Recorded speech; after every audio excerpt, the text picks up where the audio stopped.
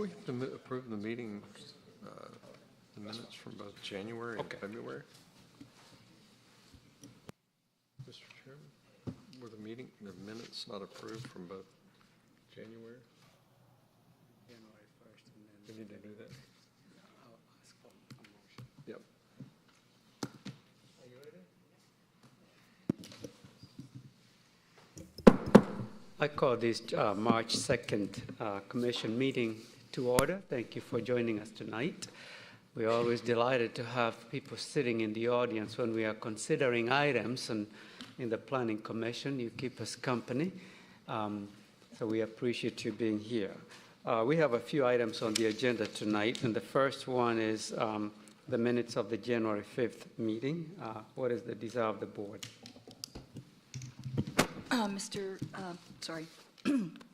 Mr. Chairman, I'll make a motion to approve the minutes from January 5th, as well as the meeting minutes from February 2nd. Second. All right, a motion has been made and properly seconded. All in favor, please raise your right hand.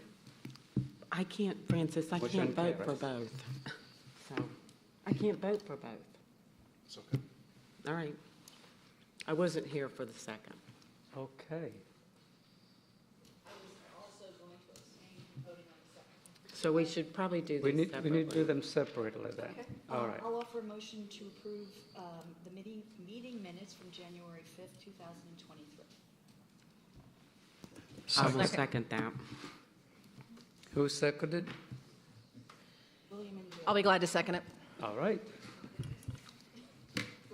Yes. Martini.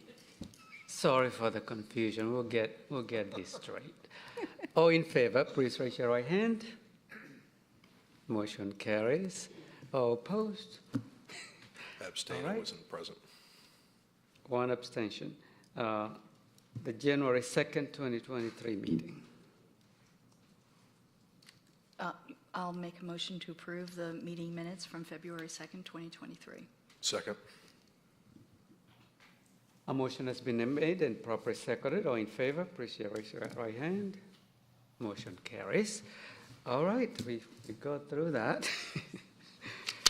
The first item on the agenda tonight is CULP-22-05/Z-22-15/C-22-12/V-22-29 Story Book Builders, 31 and 51 Thompson Street. And Michael is presenting.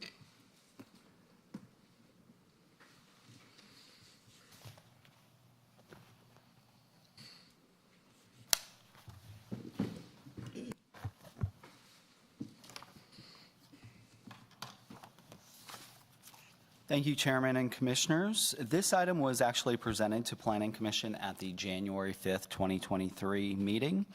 At that time, staff had recommended denial of the applicant's request due to a lack of tree saves. During public comment, we had one comment in support, including comments that the streetscape needs to change, pecan tree should be removed, reduce the length of the driveways to reduce impacts on trees, and a question about whether where stormwater is discharged.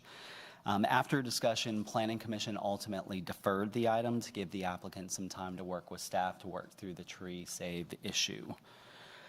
The applicant has come back with a new site plan, and I'll just go back. We do have the location map on the overhead. This is 31 and 51 Thompson Street. Property is generally located at the southeast corner of Thompson Street and Haynes Bridge.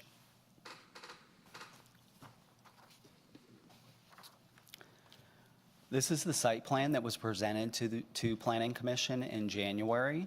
So this site plan showed 20 detached homes on the 2.23 acre property. This request is a change to the future land use to the western half of the property from commercial to downtown live work. Also a rezoning of that same western half of the property to downtown live work from C2 general commercial. There's also a conditional use to increase density above 8 units per acre. And then there are a couple variances, and I'll hit those variances in just one second. So this was the site plan that was before Planning Commission in January. This had 20 detached homes. And we had some concerns about a lack of tree saves. This tree, for example, pecan tree out on the road, and there's a large oak tree back here. They were shown to be saved, but they had quite a bit of impact to them within the critical root zones. So the applicant did come back with an updated site plan. They lost 1 unit, so they now have 19 detached units. And that tree save has been added in this location here. So it's just moved a little bit further to the west at the rear of the property. All the trees along the rear property line here with their critical roots shown, those are going to be saved, and there are significant tree saves. So this is in conjunction with the applicant's arborist as well as the city arborist went out to the site, and they identified this area, and the applicant made changes to the site plan. We are now supporting the applicant's request with this updated tree save. As I mentioned, there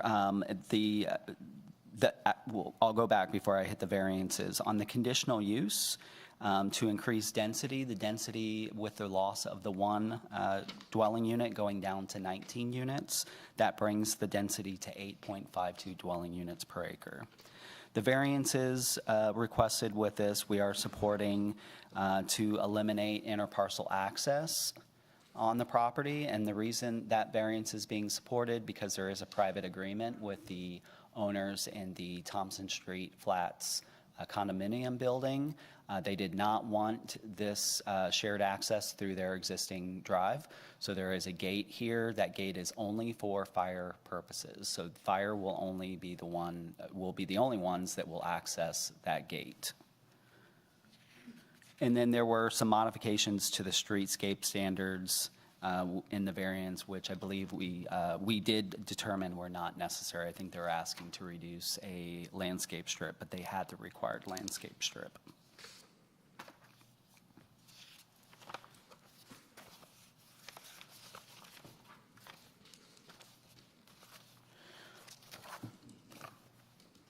Of course, reviewing the applicant's request against established review criteria for the request, we believe that the proposed change to the future land use designation and rezoning are consistent with the vision for Thompson Street, which has really become more of a residential corridor. Commercial development on the property, we believe, would be limited by the buffer requirements from the surrounding residential development, and alcohol license for any commercial uses, such as a restaurant, would not meet the minimum distance separation to the surrounding residential.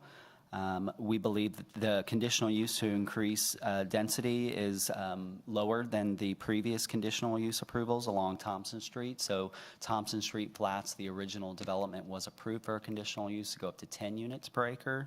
So the applicant has brought that down significantly. I believe they started with a total of 22 total units, so they're down to 19. And we believe that the applicant has made reasonable efforts to save trees on the property.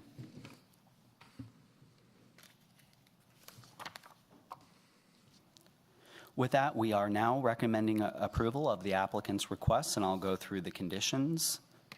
Well, before I do that, just reminded myself, I did have a couple things to show. So I did show these at the last meeting, but these are the renderings of the detached homes. These have not changed since they were presented in January.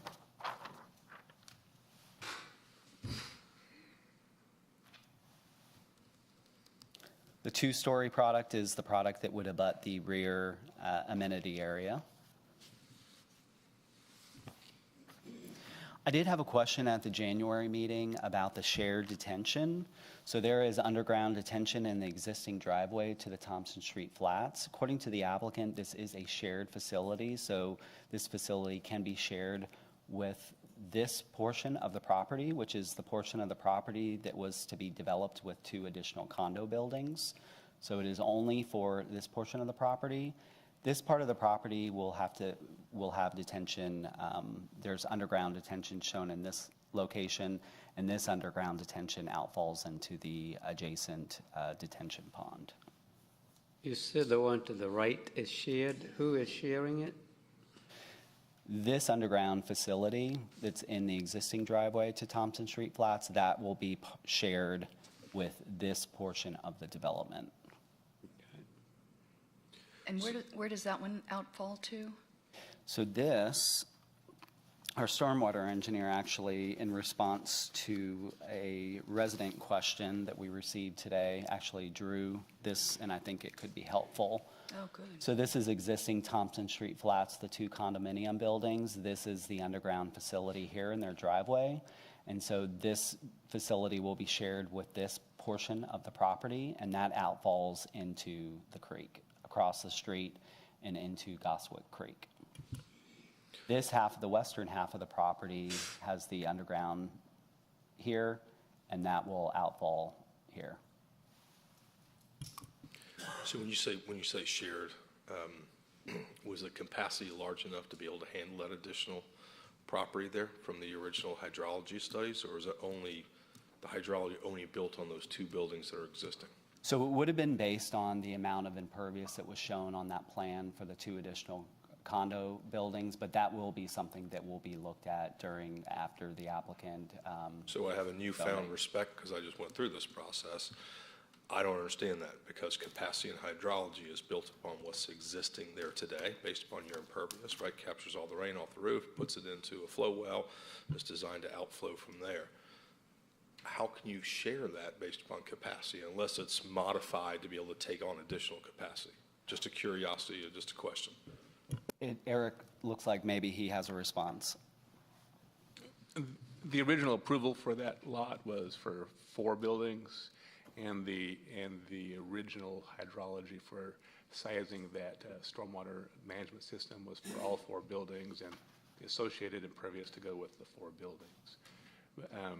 Since there's a change, we will have them go through and prove that it still works under the initial assumptions, but we're confident that it should be fine. That was kind of my initial part. It was built for all 4 buildings. Correct. But if you have a capacity change there, can it be modified? Yeah, they could add another system, or they could augment the system. Okay. Likely, there's going to be less impervious because of the change of use. Thank you. And then one last thing, Commissioner Richard did reach out to me and had a question regarding the grass pave fire lane that is depicted here. And that is a fire truck turnaround, just kind of what that is. And so I was able to find an example, a picture of what's called grasscrete. And I did show this to the applicant to just verify that this is what they had intended, and they did acknowledge that something like this is what they intended for that area. So they're trying, instead of just having a sea of concrete in that area, there's a sidewalk that is right adjacent to that turnaround. They're trying to soften the look of that by adding this material. Does that count as green space? For stormwater purposes, can you? As long as it is counted as green space if it's impervious, as long as it's designed to have some water storage underneath the grass and the soils there. Typically we look at that just as same as a lawn. The concrete gives it the structure that will hold the fire truck up, and the rest of it is soils and grass. It does not count as open space, and they're not trying to take credit for it as open space either. Is it considered the same as permeable pavers, though, with an understructure detention system? It really depends on how it's designed. So if they've designed it with a couple inches of storage of hydraulic storage, then that would count as pervious pavement. So as I mentioned, staff is recommending approval of the applicant's request, and that is subject to 23 conditions, and I'll go through those conditions. Condition 1 is the site plan specific condition, tying it to the site plan prepared by Paradigm dated 1/25/23. Condition 2 changes the comprehensive land use plan designation of the western half of the property to mixed-use live-work. Condition 3 is the architectural condition tying to the renderings that I just showed you. They're labeled Exhibit A. Also requires four-sided architecture, materials, and details, and this is subject to final approval by DRB. Condition 4, density shall not exceed 8.52 dwelling units per acre. Condition 5, building height shall not exceed 3 stories, 40 feet. Condition 6, courtyards, decorative fencing, and decorative walls may encroach into the landscape strip subject to meeting the minimum landscape material requirements as approved by staff. Condition 8 outlined the streetscape requirements required along Thompson Street, so the requirement for a planted street tree planted planter, sidewalk, travel lane of the road, and on-street parking, and decorative pedestrian lighting. Condition 8 indicates that the alleys shall be private, maintained by the HOA, and developed as depicted on the site plan. Condition 9 addresses the requirement for decorative pedestrian lighting throughout the development. 10, landscape strip along Thompson Street shall be planted with shade trees as a continuation of what's been planted and designed in the downtown outside of utility easements and overhead utilities as approved by staff. 11, developer shall plant a row of trees along the west side of the entrance to Thompson Street Flats as approved by DRB. Let me just show you what that is. So at the entrance to Thompson Street Flats, they have a row of trees along their entrance, looking for this row of trees on the west side of that entrance. Condition 12 is a condition addressing the corner of Haynesbridge Road and Thompson Street, requiring decorative landscaping, brick paver, hardscape, seating, and monument or sculpture as approved by DRB. If it's a sculpture, we're asking that that be approved by Cultural Arts Commission. 13 addresses the open space, ties it to the most recent site plan and open space plan. Condition 14, creeping vines shall be planted to cover retaining and low walls as approved by staff. Condition 15, developer shall save on-site trees and boundary trees as depicted on the site plan prepared by Paradigm 1/25/23 as approved by staff. Also places limits to the critical root zone of saved trees to no more than 20%. Condition 16 asks for the developer to make reasonable efforts to save additional trees of quality and/or tree groupings as approved by staff. 17, fences and walls visible from the public right-of-way shall be decorative, and unfinished wood fences and decks shall not be visible from the street. 18 addresses HVAC equipment and similar equipment. Those things shall not be visible from the public right-of-way. 19, development shall not be gated except that the alley may be gated on the east end. To address fire access, sliding gate will need a redundant emergency override if electric, as approved by the fire marshal. Condition 20 addresses the underground stormwater management facilities, allows them to be underground in the amenity space as depicted on the site plan. Also has requirements for recording these stormwater facilities on the final plat and addressing the facility function, purpose, ownership, as well as granting access for inspection, maintenance and repair rights to the HOA and the City of Alpharetta. Condition 21 requires that garbage pickup be from within the development. 22 limits to no more than 10% of the units being rented is recorded in the HOA declarations and covenants. And 23 conditions above shall replace the conditions related to file PH 16-15, Thompson Street Flats, Caros development as it relates to the eastern half of the subject property. And that concludes the presentation. If you have questions, I'm happy to answer those. Thank you, Michael. Any questions? Or additional questions? Yes, thank you. Michael, if you could put back up that photo of that turnaround for the fire truck? I forget what it's called technically. Grass pave, What is it? grass pave. Okay. So this is only there in case of a fire truck needing to get in and do things. Is that my understanding? Turnaround? The turnaround Right, is there for right. fire trucks, yes. So how do we prevent that from becoming a parking location for overflow, guest parking? So they'll need to, fire marshal will require no parking signage be posted in that location. So signage, and then the HOA monitors that? Yeah, they'll be responsible. Okay. Okay, thank you. Michael, I do have one quick question. On the actual page 1 of the site plan, where it calls out the lot table, I just wanted to make a note. They're actually calling out lot 20, so I think it would be important that we strike that. Because it is, the plan is now a 19-lot plan. I think it was just an error, just, loose end from last time. I just think we should. Was that on the applicant's site plan? It's on the, What page? What page? yeah, it's on the first page, where it has all the, there's a lot table, it shows the vicinity map, cross-section view, the one with the most details on it. So I think we should just make a reference to that, so it's not confusing down the road.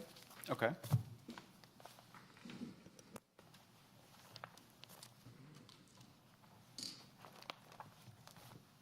That's on the site plan on, Well, the latest site plan is page 34 in our packet. So is it the latest site plan? Yes. Yep, okay.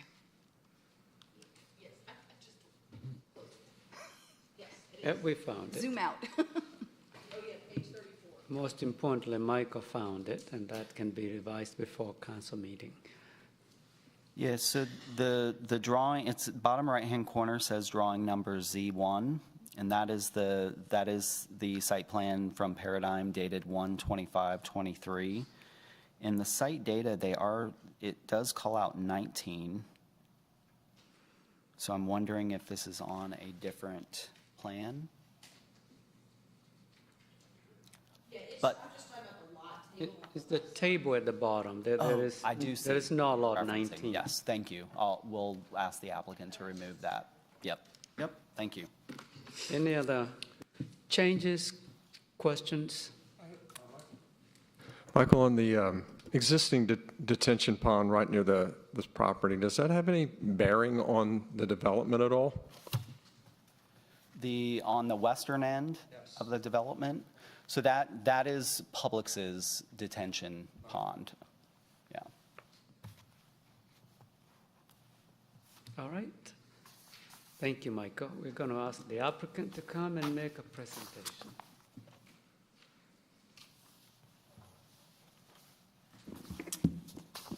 Good evening, everyone. My name is Den Webb, 1105 West Peachtree Street, Atlanta, Georgia, 30309, here on behalf of the applicant. Before I begin, let me introduce a couple of folks who are here with me. This fellow to my immediate left is Chad Key. Chad is with Storybook Builders, the general contractor for this project. And to his left is Alan Brunson, who's a landscape architect. I am filling in tonight for Kathy Zickert. Kathy was diagnosed with pneumonia about a week ago and could not attend. I have been briefed on this matter. I've reviewed the file, and more importantly, I brought my backup with me. So I think we'll be able to answer any questions you have. Michael did a great job of explaining, I think, where things stand now. I certainly don't want to repeat what he talked about. I guess the one thing I do want to add that he touched on briefly is, and I heard this tonight, the western side of the property has actually been zoned for a convenience store. And so this zoning represents a down zoning, which I think is an important topic. The message I think that we want to send, and I hope it's a message you heard from Michael's presentation tonight, is we spent the last 60 days trying to deal with, what we believe we were told to do in terms of, changes to the site plan, changes to the development concept. We've added more land, we've dropped a unit, we've saved certain trees, we saved a group of trees. We've increased the green space, certainly provided more detail and landscaping, and we're delighted that the staff has worked with us on that and now supports the request. Michael has reviewed the conditions. We've been through them ourselves. We agree to all of them.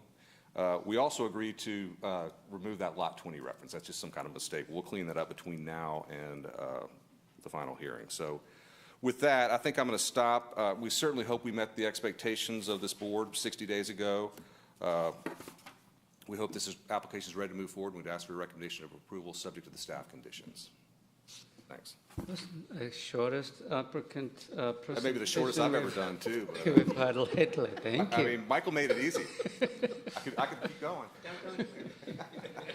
We may have questions for you. Okay. I have a quick one. Yes, Well, ma'am. first of all, I'll just make a comment, like, kudos to you and everybody for rolling up your sleeves, being willing to go back and work with the staff. And actually, I think the plan is really, really nice. And it's really nice to see the willingness of the applicant to do that. So kudos to you guys. Thank you very much. As far as the question I have, the downtown consultant did some comments. I was wondering if you had any comments to his comments and you were okay with everything that he kind of pointed out. Of course, it has to go before the Design and Review Board, but I'm assuming, you know, his comments for everything you would be okay with? Okay. Okay, perfect. Thank you. Oh, yes, ma'am. All right. And this is a site plan question. So the western side of the property where we currently have the sidewalk around that Haynes Bridge area, I'm looking at on the site plan there, looks like there's a brick paver path from the public sidewalk to the kiosk section, the mail kiosk section. But it doesn't identify in the site plan what materials or what kind of what sort of path that is. So it's grayed out. I'm wondering if somebody can give me some details on what the materials are. Yeah, let me defer to Alan on that.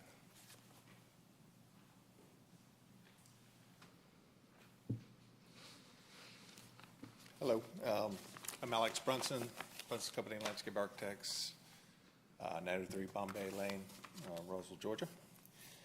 That is kind of the entrance to, I guess, more or less a small pocket park. But we would use kind of the same paver brick system that would be on the main drive there, kind of the city standard. The thought is to have a little seating area with handling the mail kiosk there and just kind of create more of a garden-esque type feel as you kind of come in through that direction. Okay. And I don't think that's mentioned, so you would be okay if we added that as a condition because it's not really addressed anywhere, that that's what the materials are? Yeah. Okay.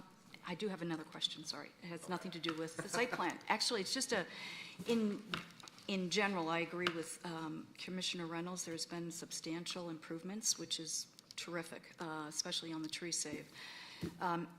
But as a prospective buyer, I'm wondering for the row of units, the D19, the last row of units, D19 through D11, the front of those units will be facing the next property, which is undeveloped. There's a funeral home on a certain section of it. Do you anticipate any challenges in trying to sell the front of your home facing property that's likely to be redeveloped, and as it is right now, it's not in the best of conditions? It just seems like facing that, as a prospective buyer, I would have questions about that. Let me ask if Chad wants to comment on that, but I think, having worked on Thompson Street before and certainly worked in that area before, there's a lot of change coming, and I think it's reasonable to anticipate some relatively new redevelopment over there, but I guess I'm sure that's an issue you've considered. Sure, I'll just say this. It's a good question because no one knows what will be there, but from an aesthetic appeal, what's really nice there is it's kind of a high point. It's very high. Matter of fact, where those homes are, that's part of the reason on that side, they're two-story, they're underground full basements. It actually climbs up, and the future commercial property that's on Old Milton goes down very significantly, quite a bit. Part of the challenges with some of those trees that were there. So two things would be, one is we're keeping all of the tree buffers, like a tremendous amount. We're going to be adding landscape along there. I think it's going to be quite attractive. It'll have a nice pathway. And then I think when the future does get developed there, I think it's going to be pretty low, and I think it's going to, be very, very, very comfortable. As far as selling right now, I mean, as far as the way it looks right now, that funeral home you're referring to, it's actually pretty far down. On the east side?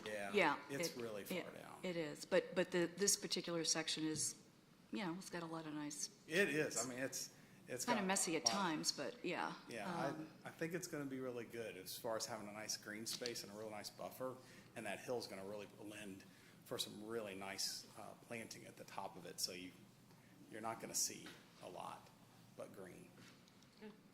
Last question is, if either you or maybe one of your staff can speak to how a 50% shared underground detention works with two separate HOAs. Sure. Well, it's basically a written agreement is how it works. And essentially, Fergal actually spoke, great question, and that was, does the capacity work? And so we've actually already done all the hydrology studies. We've already done everything. It's not a hope or a wish. It is 100% below the original design capacity. So we're exceeding what it's designed for. So when you take the full hit from the two buildings and you take the new property here, this unit is designed for less than, it's designed for more than what can go into it. Yeah. Right. And so from a maintenance perspective, From a maintenance perspective, the written agreement that is signed between the two properties before we even came on is that if there's costs incurred to maintain it, the two HOAs split the cost. 50-50. Yeah, it's just an even split. But the responsibility for maintenance is for the HOA on this property. I'm sorry? The maintenance responsibility is on the HOA on this property we are looking at. So for the shared one, we'll be responsible for half, they'll be responsible for half, and then on the east, I'm talking about the entity that makes sure it is actually maintained. So the agreement is that they'll get paid by the other HOA the cost for maintenance, but they're responsible for maintaining it. You know what, that was well before us. I would have to review that document. Because I had that question in my mind, that who actually makes sure it's maintained. Sure. Yeah. I would have If you can, the agreement probably memorializes And the it. code addresses that too. There's I think, an annual maintenance responsibility for all HOAs in the code. So someone's going to maintain it for sure annually. Well, and I think you're right, there is code, but when you have a unique situation where you have two separate HOAs sharing one out of two detention ponds or detention areas that you're going to have, I think it would be helpful to be clear exactly how because the maintenance part is the tricky part, right? Can it not be written where it's responsible for both parties? That's what I guess assumed. Let me share a little perspective just on this. Is underground detention systems really have a low maintenance kind of capacity to them. I think it requires like every 20 years or 30 years versus an open detention where you would every year kind of be monitoring those. The efficiencies and the new technology we have in some of these flow wells are actually there that have limited kind of maintenance. The problem is what happens if someone throws junk down it or somehow silt gets into it and kind of that, where I think that's kind of more the problematic kind of part of it, where you have to have that agreement where you share those pieces, that if it needs to go in there, you ended up both sharing the cost and entering into that. And that's the legal agreement. I think that's being referenced there. It is there. But I want to give a little perspective. Underground is very efficient. That's why we love it so much. It's costly, but it's ultimately better. More attractive. Now, I'm not the hydrology expert here, so I hope Eric jumps in and confirms that, please. I do believe the agreement does lay that out, but we can review it. And is that agreement with you tonight, or is that something I that? can pull it up. Yeah, okay, that'd be great. I just think getting some Absolutely. clearer understanding of that would be helpful. That's it for me, thank you. Okay. I'd like to tailor off Commissioner Richards' comments about the west side. Because I think it is kind of, the one thing I kind of looked at there was what's the sight lines is we don't want to look at garages, right? That's the new, we always want to have front kind of facing to all the streets. And you're picking out those pavers there from the walkway is really the sight line is you're looking right at. And if you're elevating it, that garage becomes more pronounced as a rear, but technically you're gaining sight lines or a greater sight line in a kind of a critical part of our city, which is that downtown. You're coming out of that traffic circle, and then you're looking at a garage.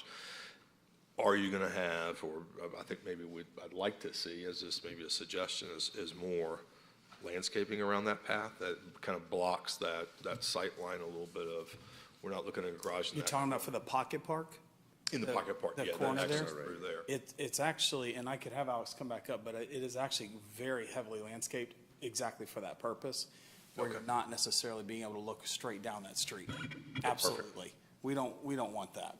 We want that to be a private alley, feel. It's still all four-sided, highly finished homes with, feels like a front entrance, but it, that's the intent of that landscape strip. Thank you. Absolutely. All right, any further questions? No further questions. I'll open the meeting for public comments, and then the applicant will have time for rebuttal. Anyone in favor, We have- please come forward. We have a Oh, you Rhonda, have cards? Okay. Rhonda Heron.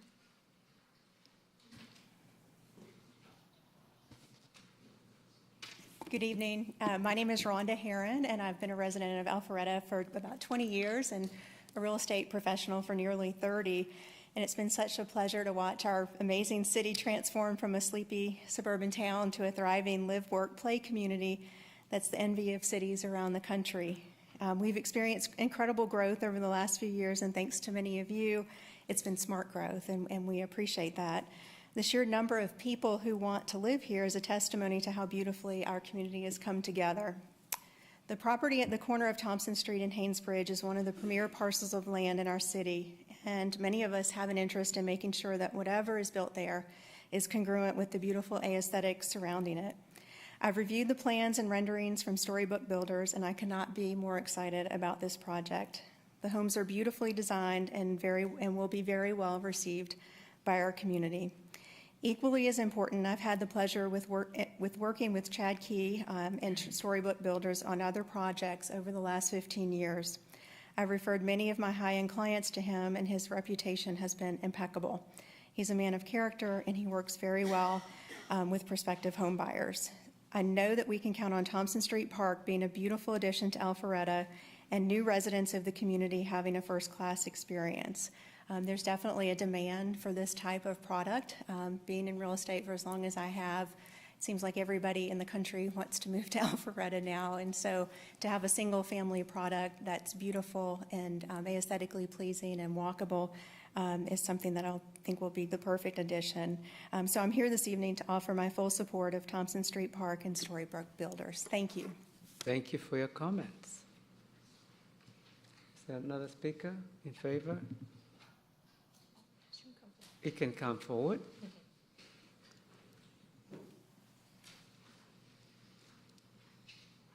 I didn't know what to turn this into. Thank you. Please state your name and address for the record. My name is Scott Janke. Address is 71 Thompson Street Flats. I'm the current HOA president. I want to give you a little bit of background here on this project. We've been against it from the very beginning, but we tried to work through it with the developer on this. As you can imagine, 3 years ago when Kairos started the development of Thompson Street Flats, it was a very popular place with single-level living that attracted a lot of us older folks, and it's worked out quite well. The deal is we were promised 24 units, 4 buildings, and it was an approved project by the city of Alpharetta. So when you did our due diligence, we were pretty sure that there was going to be 2 more buildings built next to the existing 2 buildings. So a lot of us invested an awful lot of money, and you know how much these units sell for, based on the promise that there was going to be 24 units, because that has tremendous impact on the financial well-being of the HOA. And, and we've recognized that as being a real problem in trying to run our HOA. We don't even have an HOA manager. We have to use just a billing service because it's too expensive. We've raised our rates 33.5% over the last 3 years, which is way above inflation. So we're not able to take advantage of the economy of scale of running an HOA with 24 units. So this is one of the main reasons why we oppose this project, in addition to the lack of, or the reduction in all the green space that we were promised, in addition to not having a beautiful front yard that extends on to the next level, and parking. Parking with single-family homes is a real problem on Thompson Street Flats. I walk up and down that every morning, and the same cars are always parked on the street. At Thompson Street Flats, they're all neatly tucked underneath the buildings, out of sight, and kept there. None of our residents park on the street. Well, be that as it may, we've been fighting this for a while, and we've recognized that the original developer, Kairos, which is part of this project also, I understand Storybook is the developer, or is the main contractor, but Kairos is behind this. We've had tremendous problems with. They actually walked away from the existing project, and they turned it over to us, say, you guys finish it. So this is the type of organization we were dealing with. We eventually finished the project out of the existing Thompson Street Flats, and everybody likes it. We've got a very beautiful landscaping there, and we were hoping that would be extended on next door to us. But be that as it may, we recognized it was going to be an uphill battle. So I made an effort to work with Storybook. I sent them a letter as to what we would require to at least offer up our support, and haven't heard anything back from them. But it was 3 things. One was the barrier on the driveway, which they have agreed with. It looks like that's taken care of. The second item was a fence that extends from the back of our driveway all the way to the end to separate that green space from this new development with 2 totally separate developments now. It's not, we're different people, 2 separate HOAs. So we've been doing an awful lot of landscaping in our backyard and doing things like that. We would like to keep that separate from this existing new facility, or this new facility that's being proposed. So we've asked for a fence to separate the properties. And the third item is I mentioned the financial hit. We are going to take a financial hit with this project, and I've asked for compensation for that. I put together a budget for 24 units on an HOA showing the economy of scale, and asked for a compensation for the HOA to satisfy the problems we would have by not having 24 units to spread out the HOA fees for. Haven't heard anything back from them. So that's still outstanding. There is a 4th thing that came up in this meeting here with regards to the retention pond. There is no agreement that exists for that retention pond underneath the driveway of Thompson Street Flats that I am aware of. It doesn't exist. That has to be done. If they're going to go forward with this project, that would have to be done. They would have to incur the attorney's fees to put it together. We don't have the funds to do that. So that has to be taken care of. So those are really 4 things that we were looking for in order to at least offer our support. Whether that matters at this point or not, I mean, that's obviously up to you. But the history of this has been very painful for the Thompson Street Flats residents, and I want to get that story out to you. Thank you very much. Thank you for your comment. We'll allow the applicant some time for rebuttal. Anyone else? Sounding like you are not speaking in favor. Anyone in favor else? Anyone in opposition? Seeing none, I'm going to close our public comments and ask you whether you want to speak some more. I will be brief. There is an agreement on cost sharing for the detention pond. We actually have it here, and I'll read you from paragraph 4 that is entitled cost sharing. the cost associated with the maintenance, repair, and replacement of the access easement area, which is somewhere else, and the stormwater detention facility shall be shared by the condominium tract owner and the parcel 2 tract owner on a pro rata basis. So there is a written document signed between the parties that says exactly what Mr. Key said earlier. That's a 50-50 cost. When is it dated? Is that the Yes. original development?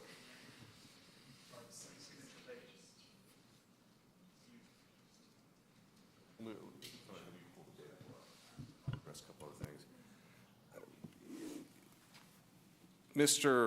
The fellow who spoke before mentioned that there were some problems with the property as well, or excuse me, their part of the property and their development. That issue was actually settled. That's addressed in this document as well. A payment was made by the developer.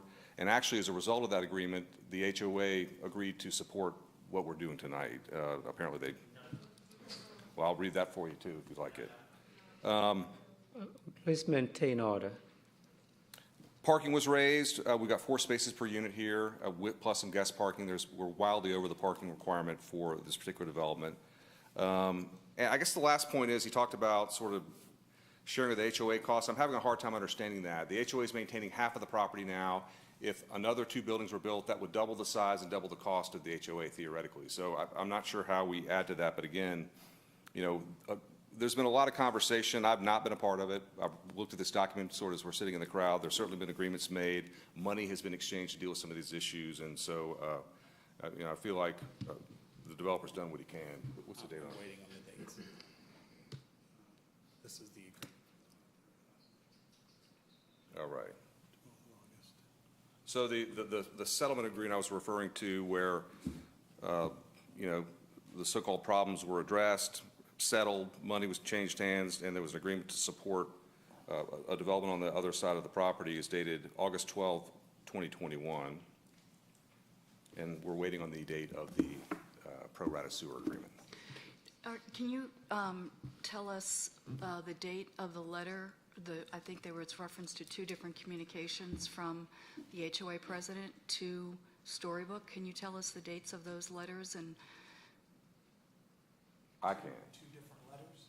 my understanding from what Mr. Jenkins said, there was communication in writing to, I'm assuming it was to you, Yeah, yes, and I'd like to know the dates of that. absolutely.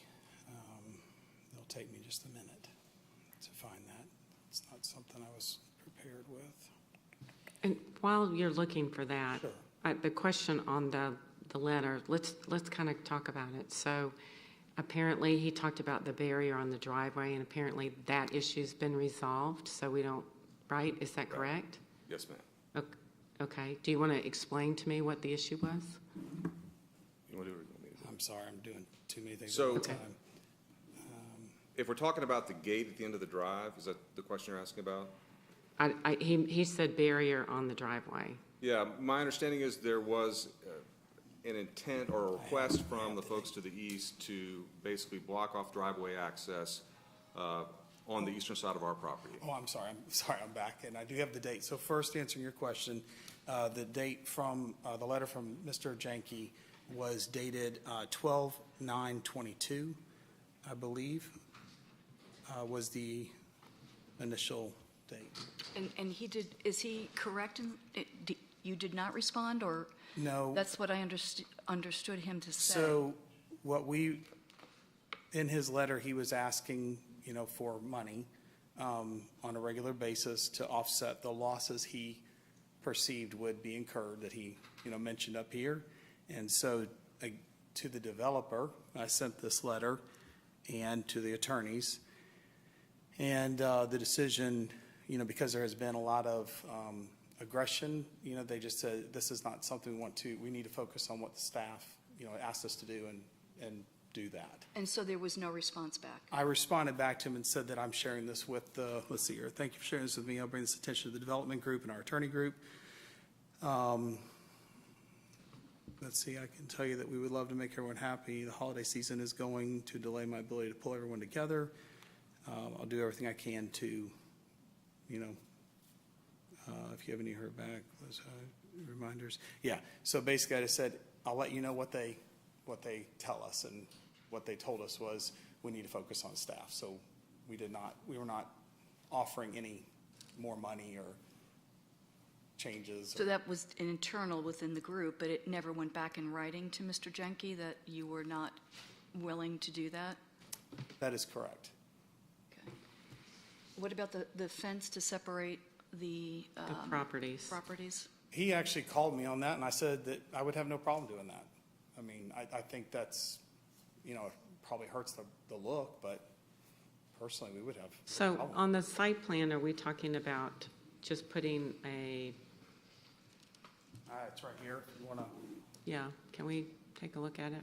So, and they can correct me, my understanding is right here where my finger is here. Yeah? So their building is here, and just adding a fence all the way to the back of the property towards Old Milton. So, yeah, I said, no problem at all. Okay. I don't think it's very attractive, but But it would be a decorative fence of some sort that would be approved by staff? whatever we're required to put there, I and- mean, we don't want it to hurt the property, we want it to be as pretty as possible. It would prevent, you know, the nice meandering through the park kind of feel, unless there's a gate maybe, we could put a gate there, if that helps. Okay, we'll talk to staff. But we would have no problem at all. All right, and the barrier in the driveway has been, that was resolved, correct? And so the barrier question is, I Yes. apologize, I didn't quite hear that. What was the question about the barrier? He just said barrier. Did you get the question, Karen? I think what I understood to be was the Thompson Street Flats didn't want car access down what was originally a shared driveway where the shared detention pond is, and so the agreement was to put a gate up and only the fire truck would have access to. That's right. to That is tra- correct. traverse That that. is not for any individuals or homeowners or anybody. Right. Okay, Right. so that was resolved. Okay. All right.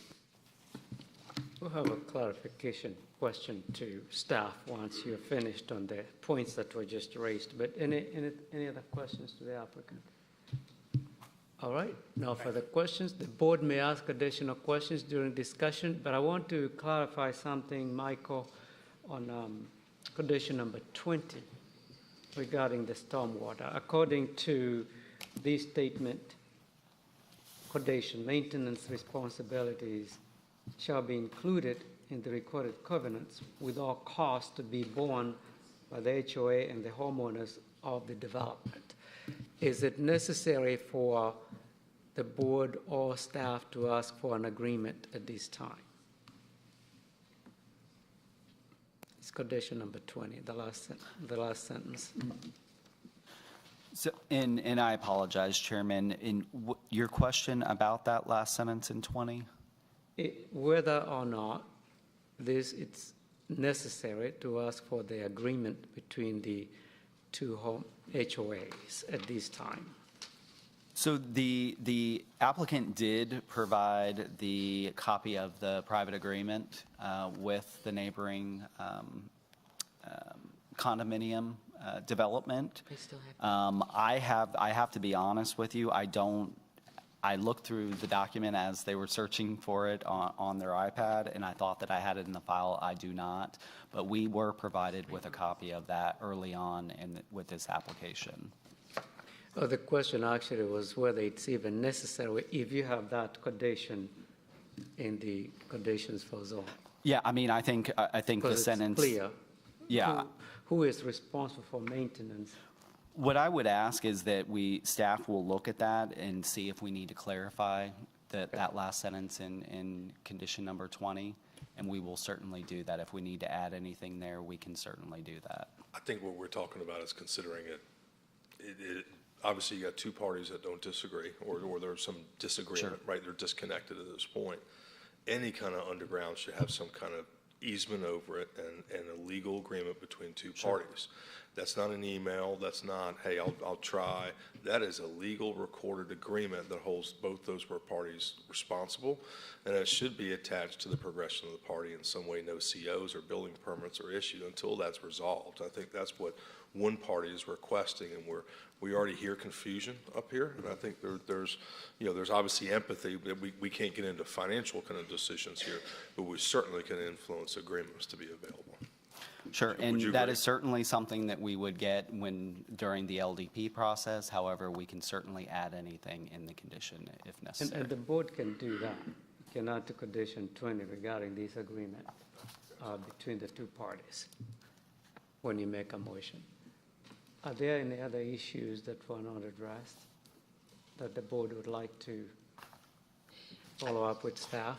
I did have a question for Michael. Yes. So, we heard it in January, we're coming back today. I just want to make sure in our packet, we had several comments from street owners or owners along Thompson, specifically 2 residents of the Caros development.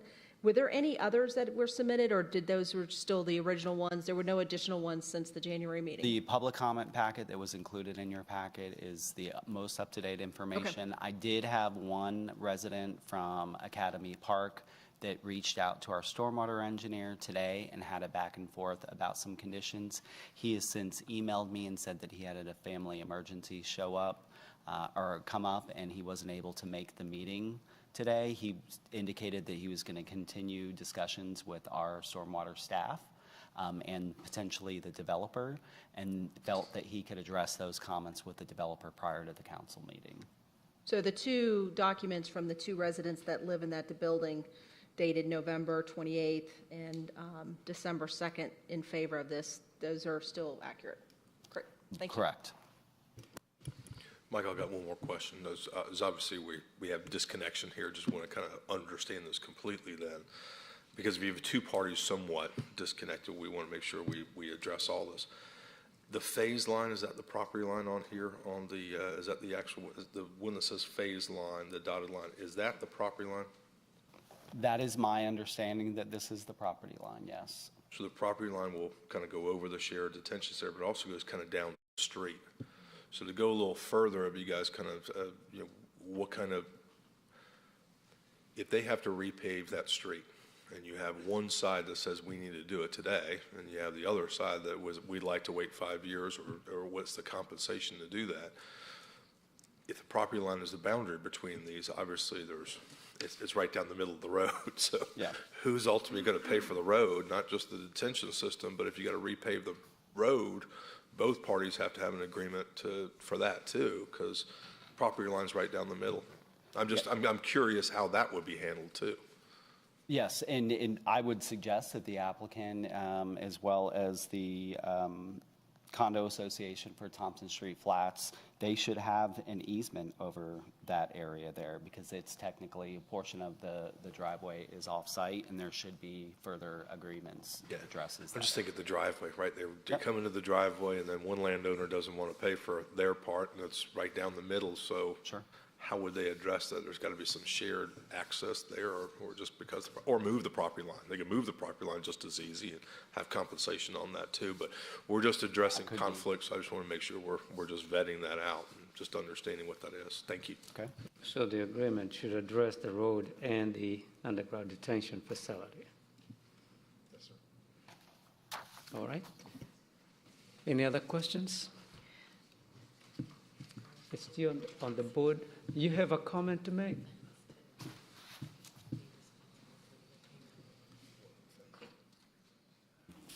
I don't want to get too far out over my skis here, but the one thing I want to say is that the document that I read from is titled Declaration of Easements and Cost Sharing, Access, Utilities, and Parking. So there is some type of recorded access, stormwater type easement and cost sharing agreement. I don't know all the details, but there is a document like we're talking about that exists and is recorded. Between Thompson Street Flats? Yes, between Kairos Camp LLC and Thompson Street Flats Condominium Association, Inc. Those are the parties. And that has been provided to community development? Yeah, that's what I think Michael was talking about. So Kairos will be the developer, and the flats will be the existing 2 buildings that. Exactly. So there's nothing there between the new developer we're talking about tonight. Well, Kairos is still the developer.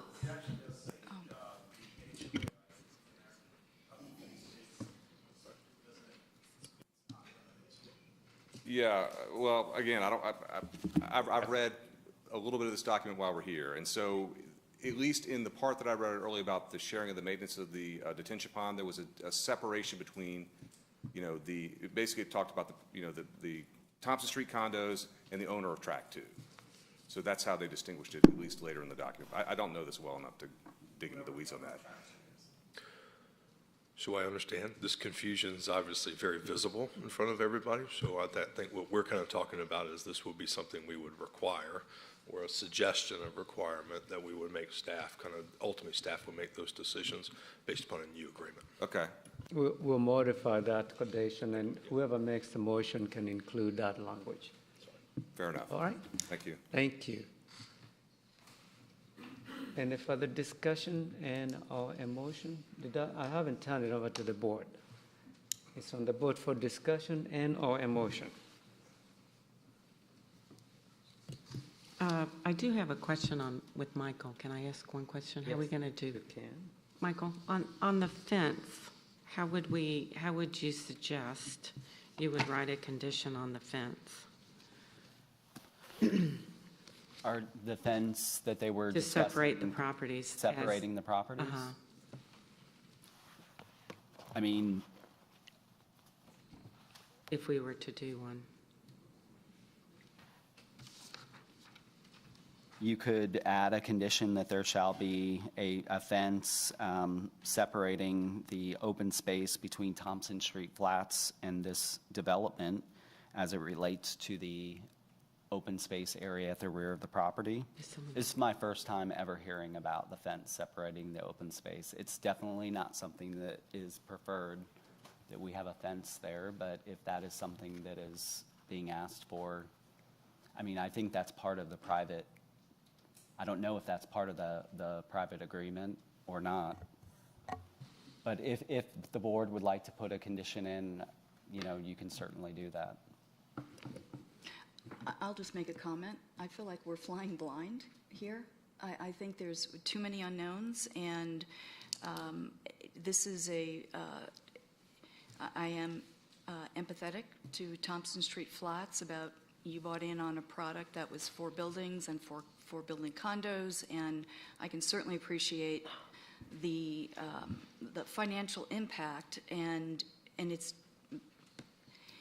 I'm really frustrated that there doesn't appear to have been collaboration and discussion between the HOA Condo Association and whoever the developer is right now. We sat here in January and spent hours on this application only to defer it because the tree save and specimen trees site plan was problematic.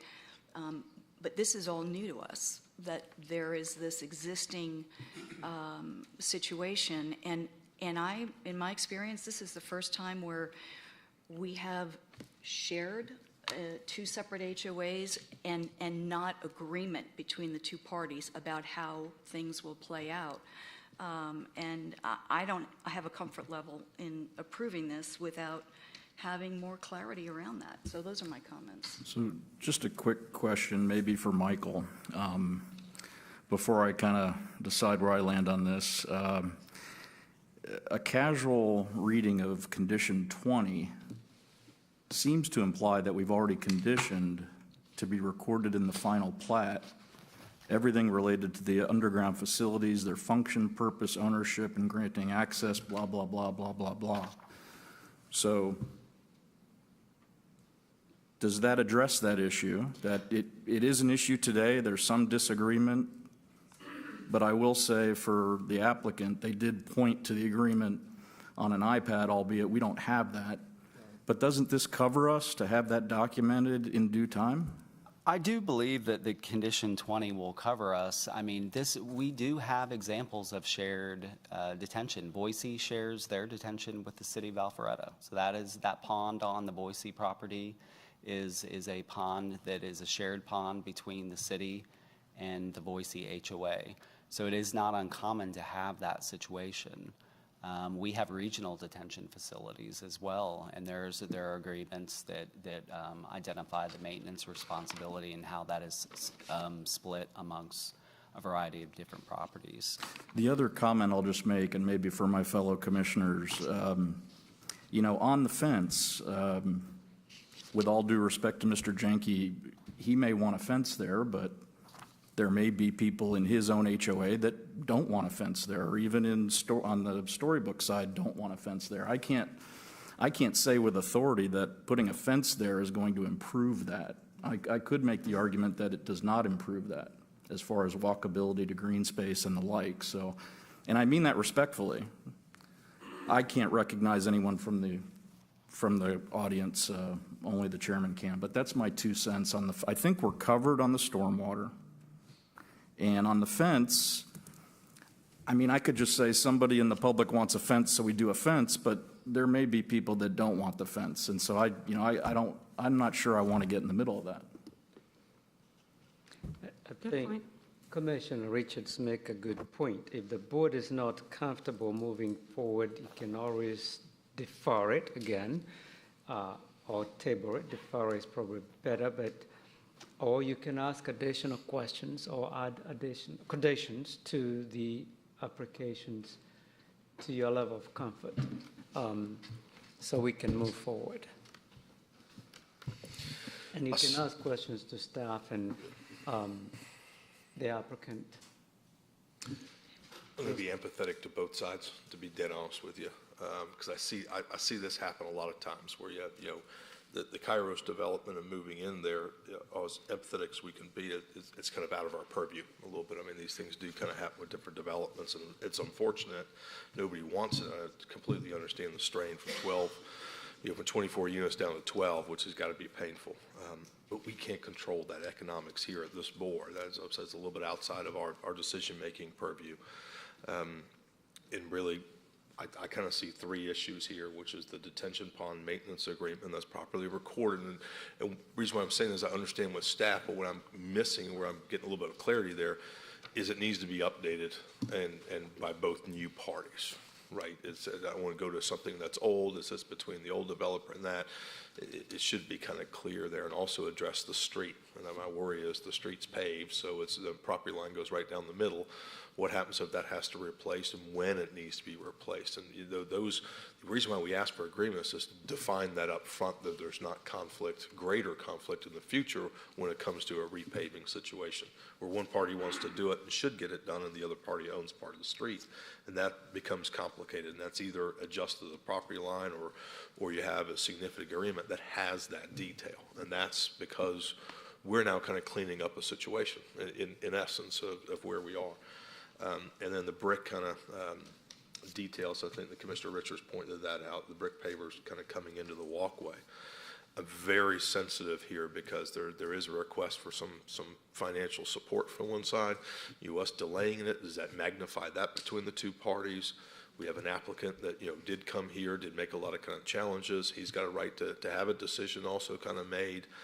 So there's a lot of sensitivity around this, and I'm bringing that out to be very, very transparent in that, is we're not leaning one side or the other, but trying to be as balanced as possible and look at both parties of what they're trying to accomplish, but maybe kind of bridge some conditions between them that we ultimately kind of provide our decisions within the ability that we have to be able to do, and not favor one over the other in that, but certainly listen to their pieces. But we can't remedy all those concerns either. So I'm more geared towards kind of having a balance here this evening, and ultimately, let these be voiced a little bit further in the City Council. I did want to just concur with my fellow commissioners on a couple of things. One, the fence, instead of just saying, hey, yeah, we can build a fence, I don't think that would benefit the new construction, just to say, yeah, we can do that. That really isn't a benefit probably to either side. You want it done the way you want it done, and not just say, yeah, we'll put up a big barrier here in between. That won't really solve anything. And the other thing going forward is, for the benefit of both parties, is to have some kind of legal agreement. Maybe I can't see it, but if you want to have a legal agreement on shared detention pond and shared areas ahead of time and say, hey, look, this is what's going to happen if this happens. I think y'all have a great project, but I do think there's a couple of things in the developer's favor, and that would be, one, not to be forced to put a fence in if that's not really the right thing, and the other one is to make sure you have a good agreement in force with both parties agreeing to that before you start digging dirt and putting in a detention pond with, it may need some service later on. I have seen the hand of the previous speaker, HOA, up several times. Usually when we open for public records and you make comments whether in favor or in opposition, and I close that, I take it the board has heard you. But based on their response, I don't like that it's something that was in agreement. That's what we are debating here. And we're trying to figure out the best way to move forward and maintaining order in the meeting. I still lean on the board to make the decision on how to move forward, whether to defer, to ask additional questions, to add conditions. But you want to vote with the best information you have regarding an application. But we don't want to reach a stalemate. We have to make a decision so we can move to other applications. I'm not sure the question is, I don't know, I'm going to ask the question. So if we share the responsibility of the underground detention pond, would it not then be more in favor of the HOA, the current HOA, because now they're only going to be responsible for half of the cost rather than the full cost of maintaining it? I mean, isn't it in their best interest to have an agreement? I'm asking. Absolutely. Yeah. I think that's exactly what we're saying is. Okay. And I'll say this just as kind of a little bit of a change of perspective back to that. Adding agreements then suddenly brings the two parties together, right? You can't advance forward until you have an agreement. And if you don't have an agreement, then both parties don't advance forward.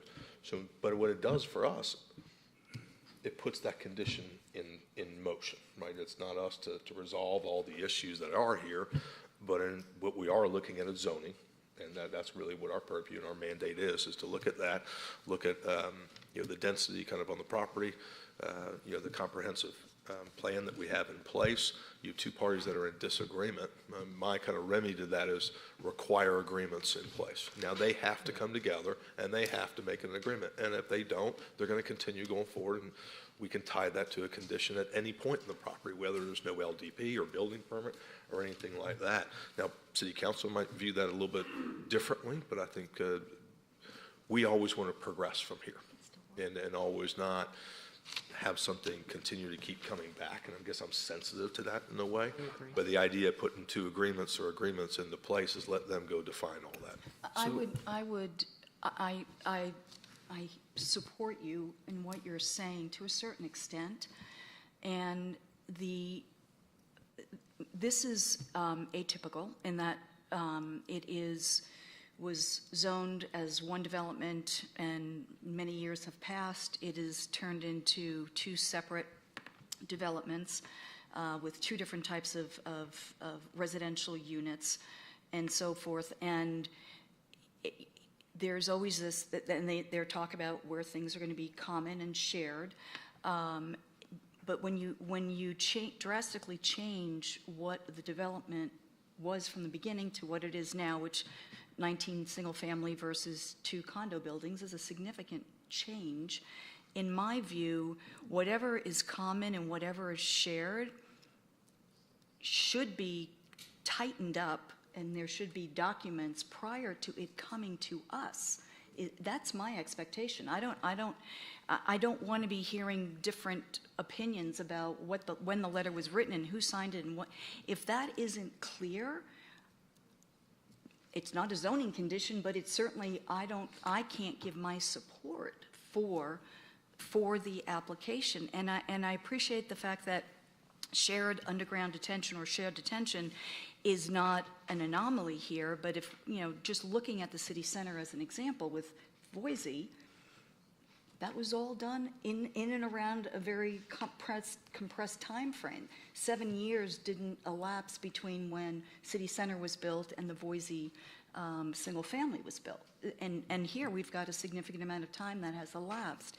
And I just feel that the onus, in order to approve a plan with having some key factors not clear, to me is problematic for me to support. I would certainly, and I'm appreciative of the fact that we've seen this before in January, but this is new information that's coming to us.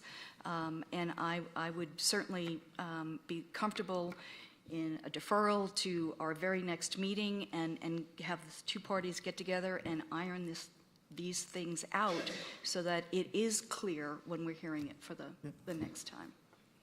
Let me throw out an option, and it's not as clean and efficient as I'd like it to be, but I do feel a sense of urgency that the applicant get a decision from us and not the second deferral in a row.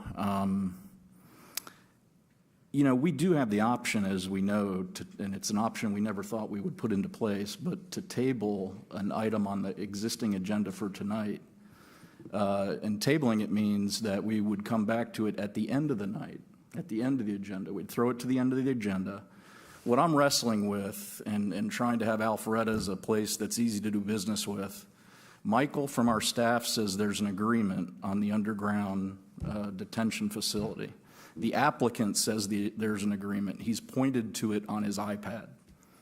I would be in favor of, you know, once again, this isn't clean and efficient. It's not how I like to do things. I like it to be part of the 400-page packet that I reviewed before tonight.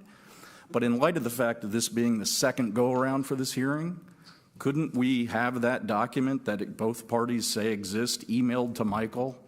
We go back into our room in a little executive session, we review the document, and see if it's to our liking, so that we don't put the applicant out another 30 days. That's just a proposal. I'd be willing to do that. The other thing I'll say, too, is when this hearing came up in January, there was widespread community support for this. It was more community support in writing than I've seen in my couple of years on the commission. There were no negative comments. There was no lack of support. So that's the other thing that's influencing me. I know there's some issues here. I think they're very much inter-HOA issues, not so much zoning issues, which I don't minimize. But I think we have enough to get this done. I mean, the only issue in the previous hearing was on tree saves, and everyone agrees that that issue has been addressed. So I open that up to a discussion. Would we want to do that?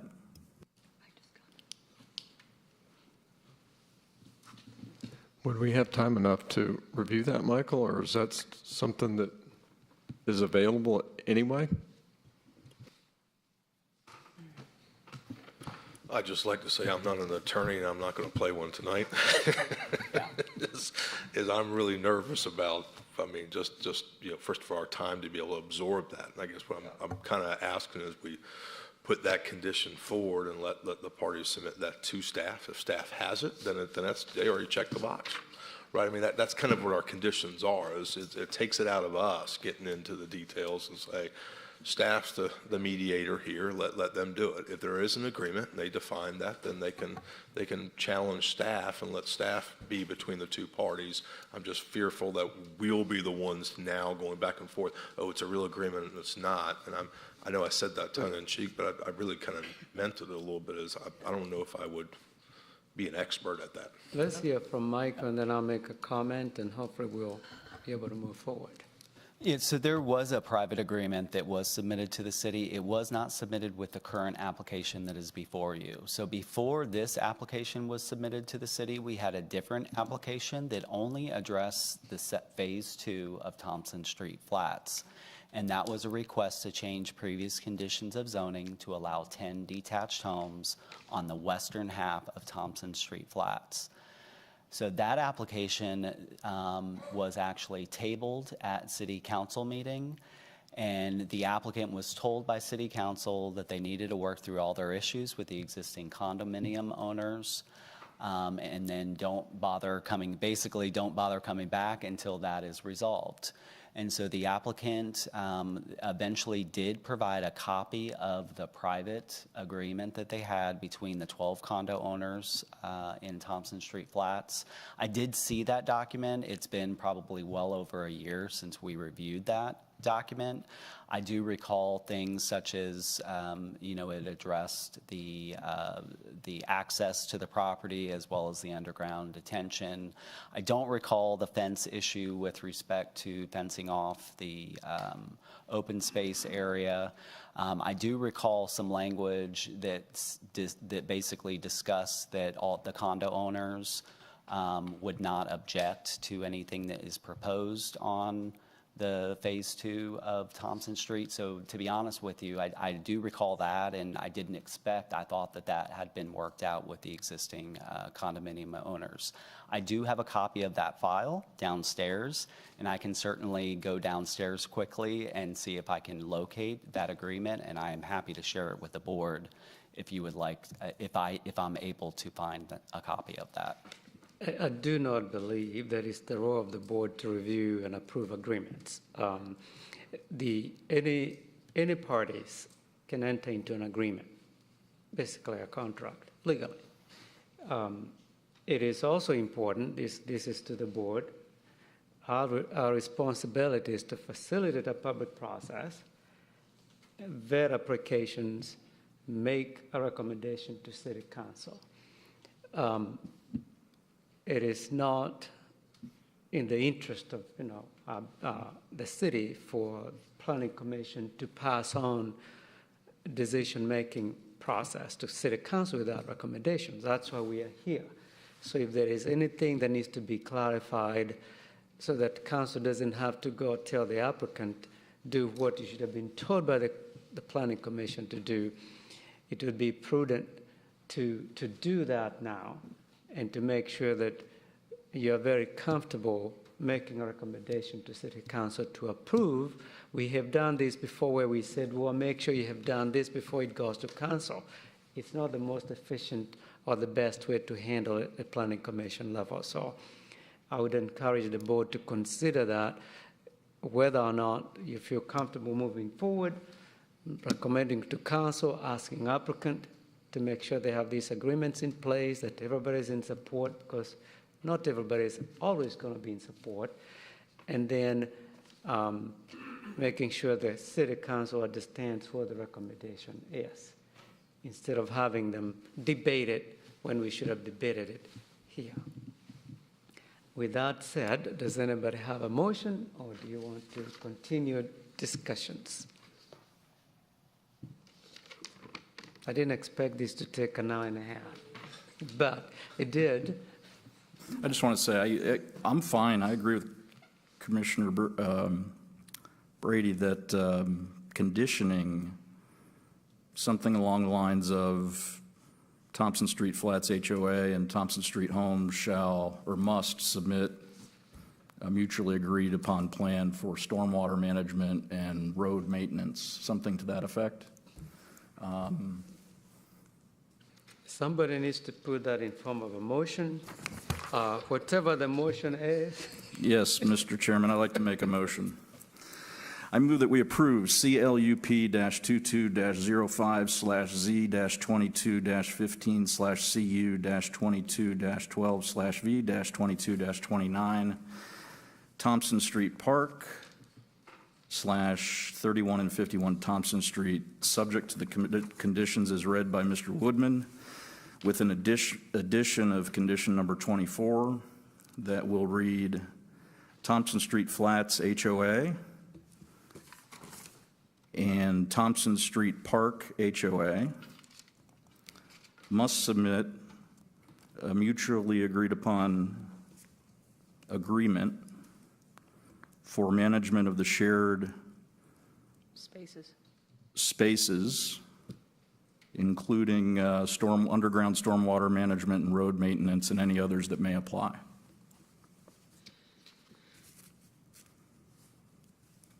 Do we need to strike that lot 20, or you think that's just clean?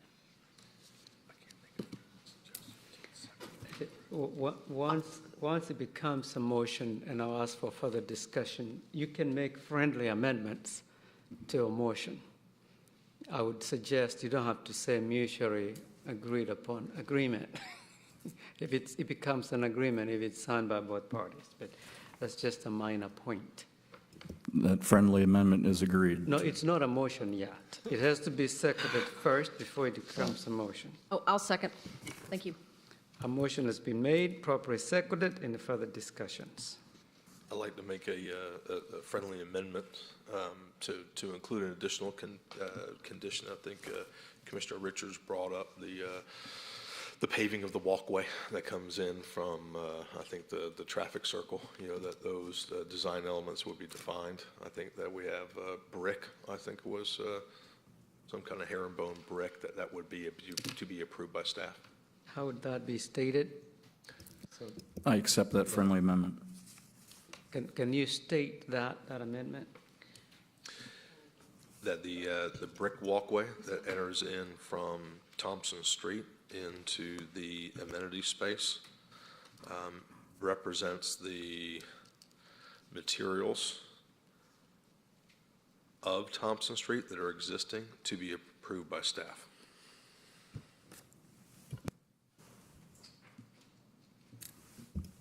I accept that friendly amendment. Oh, yes, second. Sorry. Okay. Any further discussion before I call for a vote? If there is no further discussion or in favor, please raise your right hand. Opposed? Motion carries. This go before City Council on March 20th. Council makes the final decision, and so anybody wants to come back to make comments at that time, please come back to City Council. There was a discussion, a request to me whether we can move the second item B to, was it after C, before we consider the text amendments, because it's a long LCI presentation. Unless there's participants that was mostly here for LCI. So I think. Yes. Let's see. I don't know how we do that. I'm allowing the current applicant to settle before.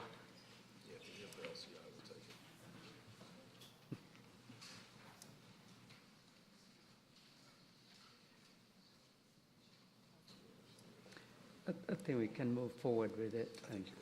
All right.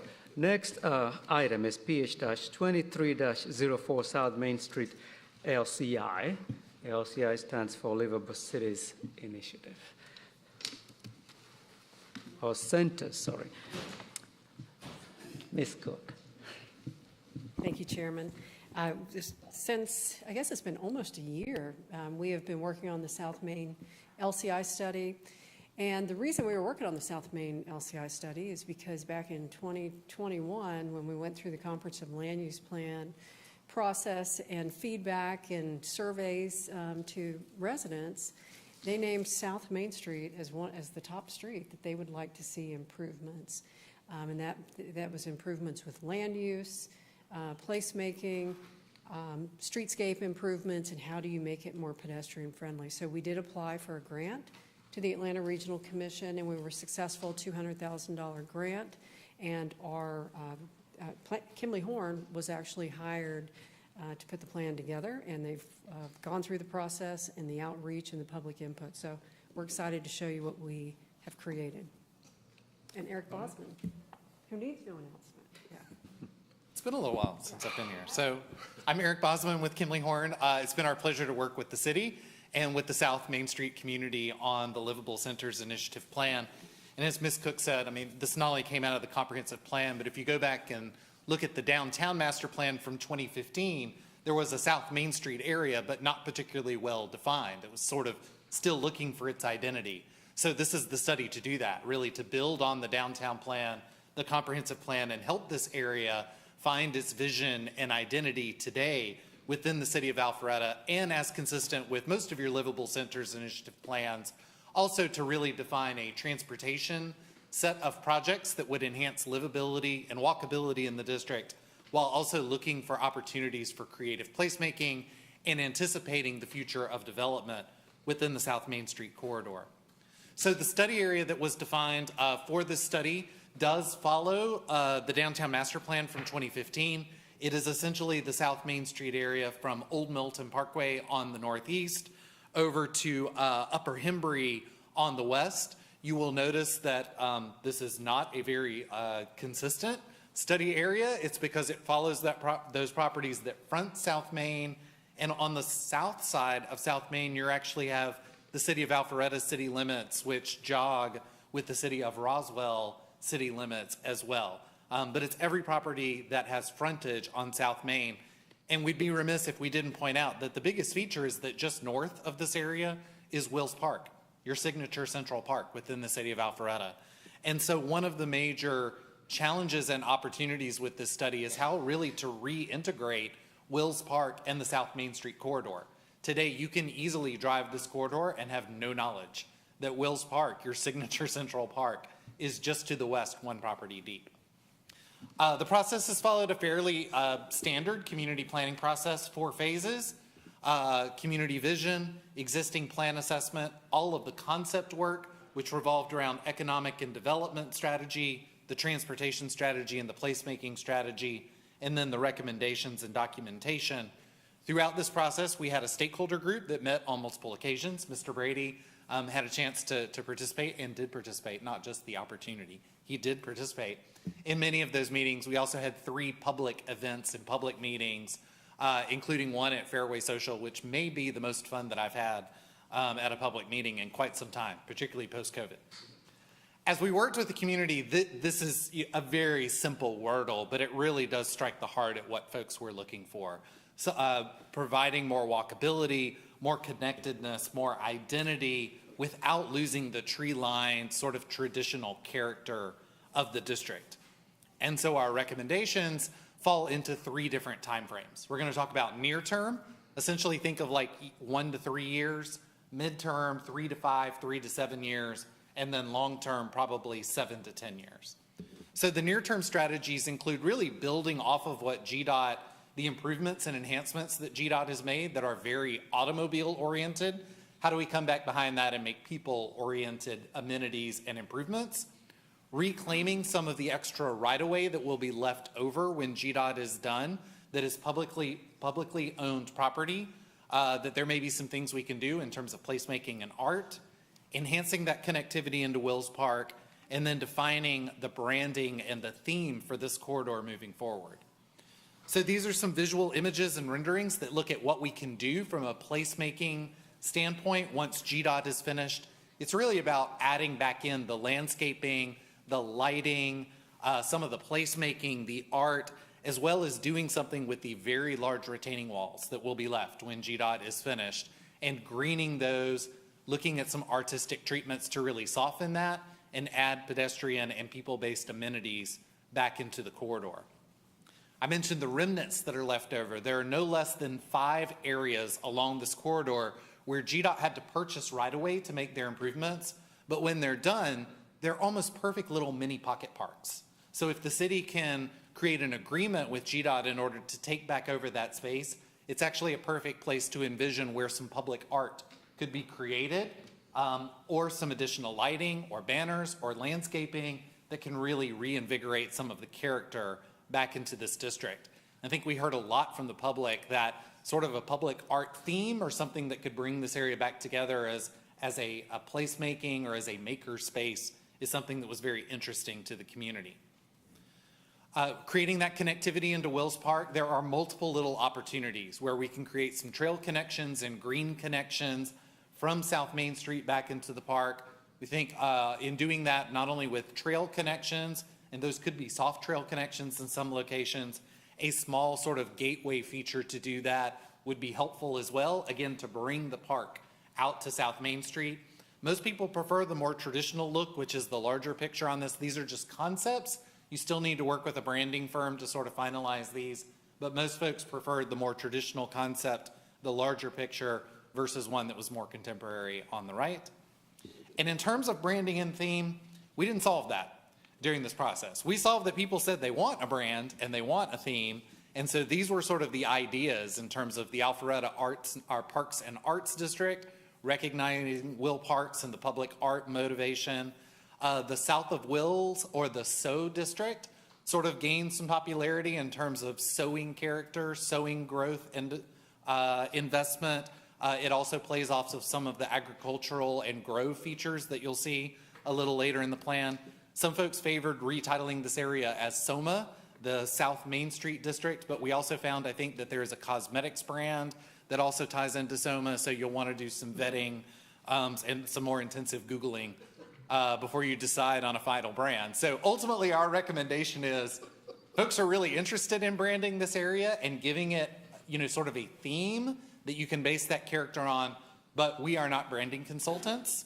We are not PR consultants. Ultimately, the city needs to work with a branding team or a branding consultant in the community to finalize those ideas and how that can be visually enhanced throughout the corridor.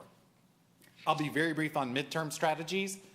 We point out that these first two will look very familiar. We think it's going to take some time for those streetscape improvements and for reclaiming those remnants in public art. That's probably going to continue from the short term into the midterm, but 3 additional things to watch out for. If I can stop you for just a moment. Yes. What is the short term in terms of timeline? Yeah, so typically we think of short term as 1 to 3 years, midterm 3 to 7, longer term 7 to 10, 7 to 12. Okay. So number 3, the facade frontage grant program. Unlike downtown, years ago when we planned for downtown, there was a lot of property assembly. So there were big pieces of land to do something significant with. South Main Street has a lot of small pieces of property with narrow frontage along South Main Street. This is going to be a much more incremental implementation, more than likely, as this plan continues forward. So providing an opportunity for existing buildings and existing property owners to make enhancements to their frontage, not just the facade, but everything from the building out to the street, to soften it, to make it less automobile-oriented, to add the landscape, the art, the placemaking components, is a really good opportunity over time. Many cities have facade grant programs. Alpharetta historically has had one. We would recommend that you expand that definition from a facade grant to a frontage grant and work with property owners to make piecemeal enhancements in the interim until redevelopment occurs at a more larger pace in the corridor.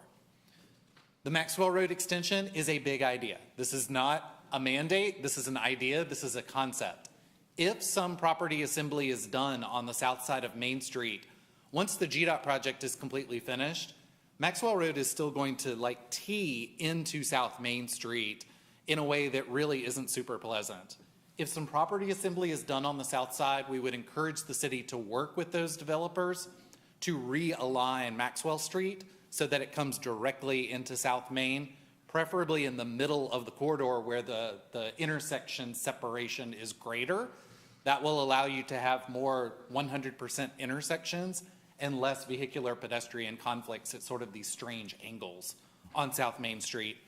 And then the redevelopment guidelines are essentially taking some of the downtown zoning code and redevelopment ideas and extending them down South Main with some tweaks now that we have a community vision that refines what we were looking to do on South Main Street. The last piece, long-term strategies. You'll remember one of those goals of the study is to identify redevelopment opportunity sites and to frame what that vision might be in the future. So I'm going to talk about 4 different areas along the corridor. One we're calling South Main Central. And again, that Maxwell realignment is right at the bottom of this screen here. There are a lot of auto-oriented uses in the middle of the corridor. And from a financial market standpoint, those are probably the ones that are most likely to redevelop in the next 5 to 10 years. There's an opportunity to really create a there in the middle portion of South Main Street, halfway between Upper Hembry and Old Milton Parkway. It's also a great opportunity to tie into Wills Park. These are really deep parcels.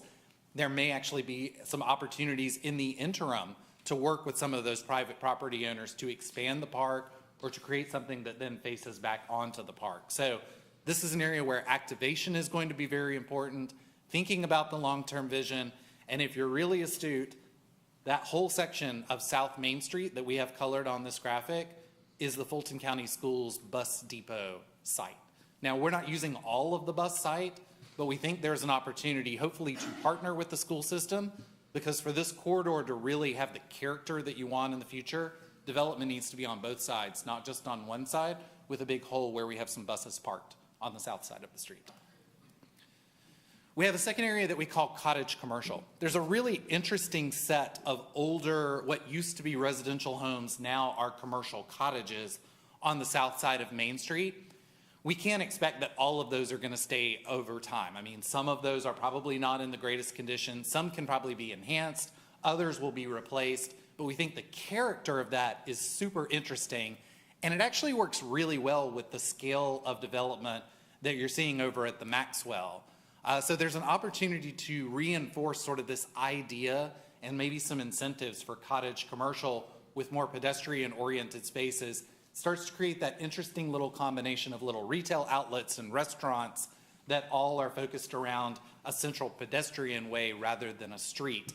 Again, that may happen on this property. It could actually happen a little bit to the east as well, where there are some older office buildings, but there are a lot of small-scale buildings on the south side of Main Street where this cottage commercial concept might be something of interest to both current property owners and or future investors.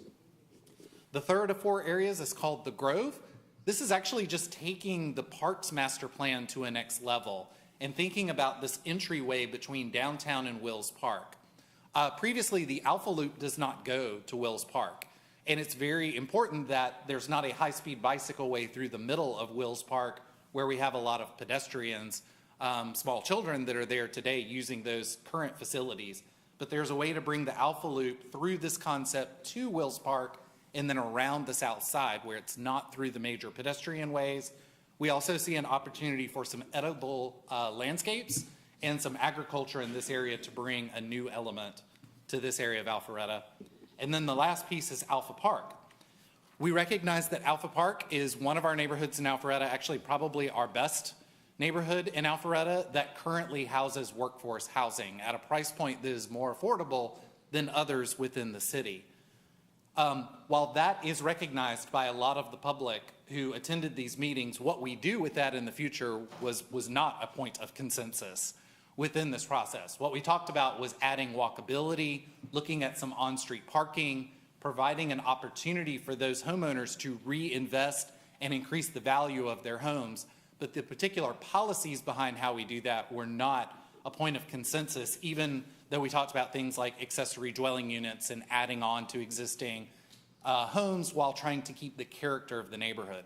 Ultimately, much like the branding recommendation, some of the groundwork has been laid here, but the recommendation is really for the city to conduct a listening session with homeowners in the Alpha Park area to continue that conversation about what the neighborhood's future is and how we define that from a policy and regulatory standpoint, which ties into the action plan.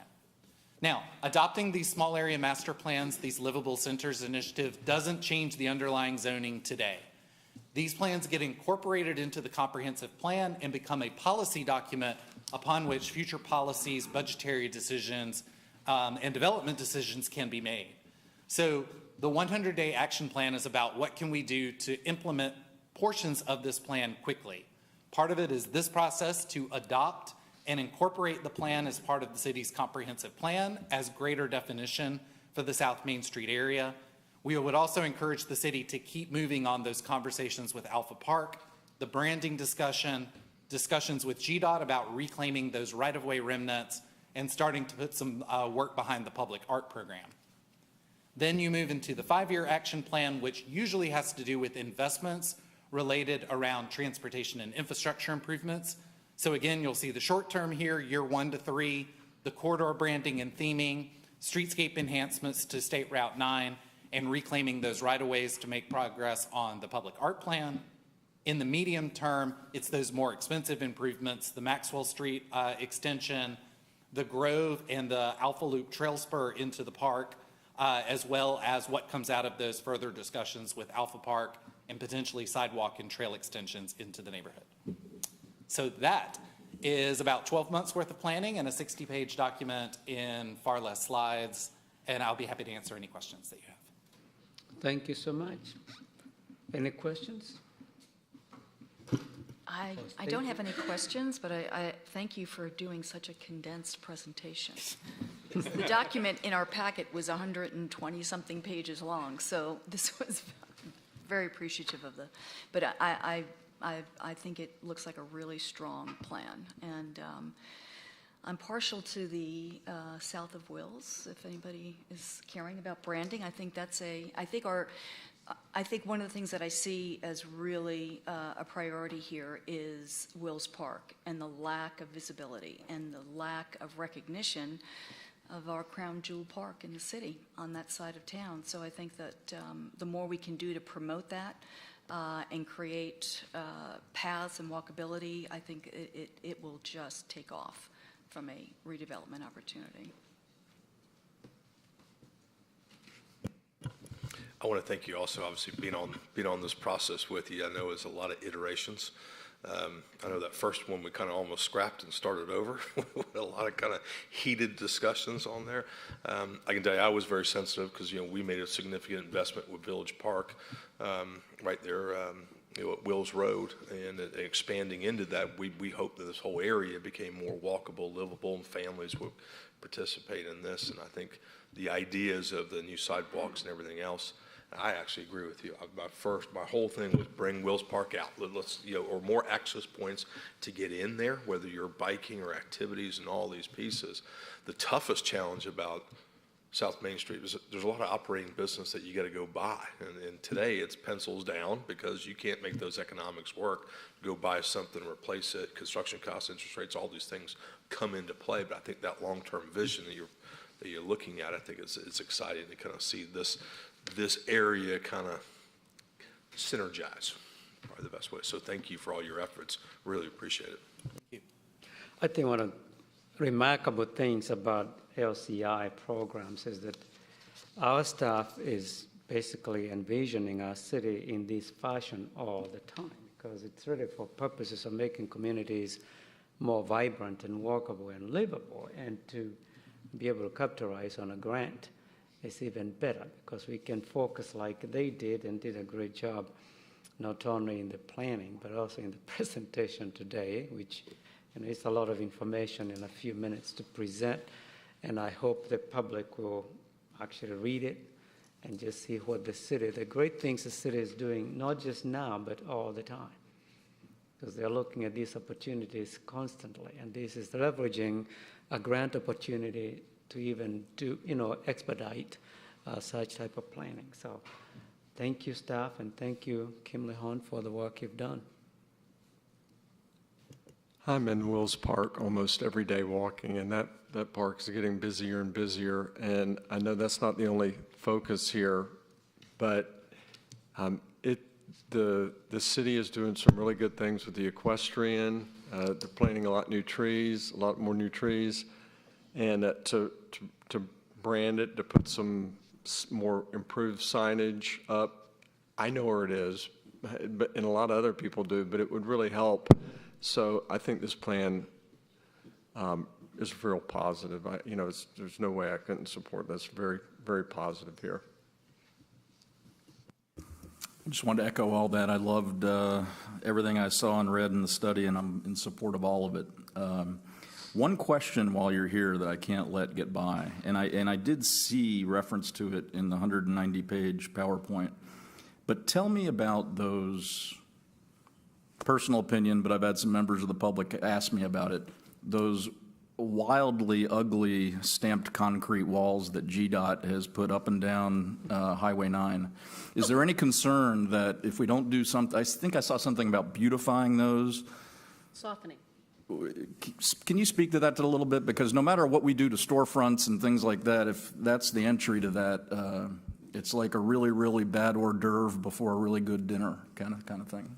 So. Yeah, in deference to my friends and partners in the engineering community and GDOT, there's just a limited palette of materials that GDOT has to work with. And so, yeah, we had a lot of conversation about what can we do to put some treatments on that.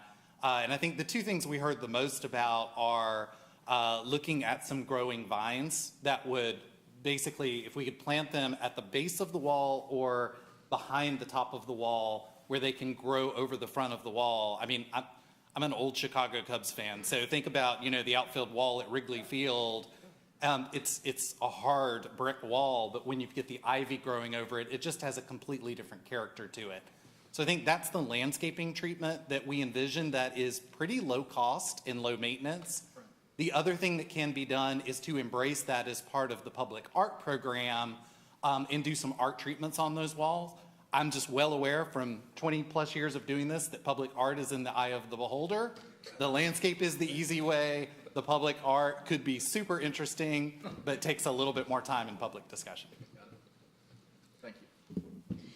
I'll just say, thrilled with all of it, and I'm excited that this area is getting synergized, as my colleague down there said. And as someone who walks every other day in Wills, I'll be excited to see these new entry points, because I think that's really important for our community.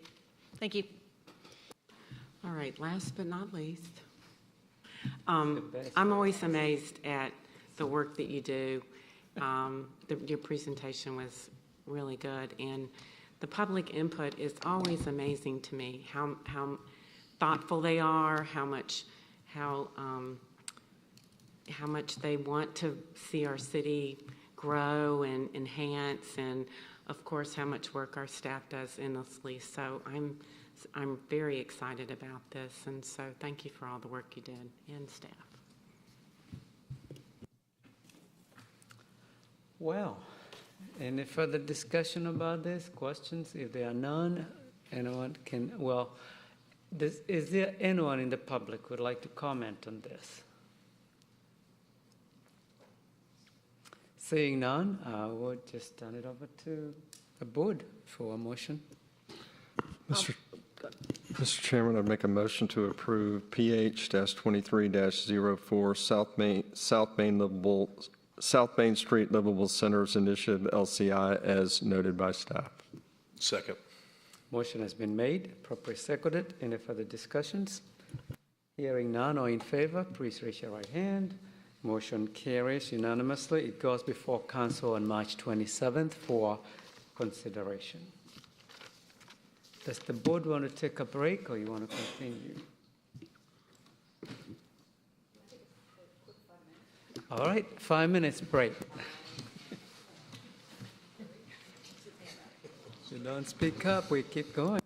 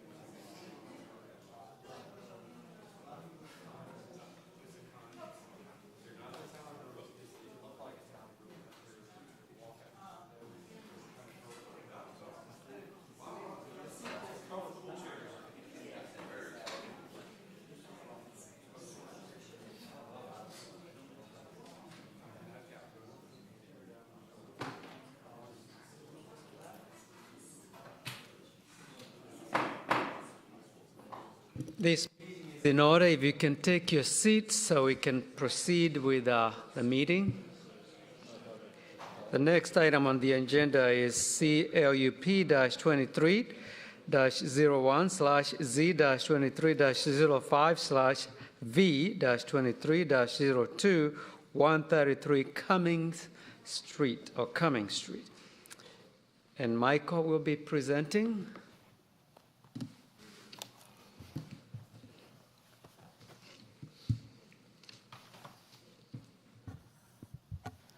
Thank you, Chairman and Commissioners. The next item before you is a request from Madewell Homes. They're requesting a comprehensive land use plan amendment, rezoning, and variances in order to subdivide a 1.76 acre property into 2 single-family detached lots. This property is located in the downtown overlay.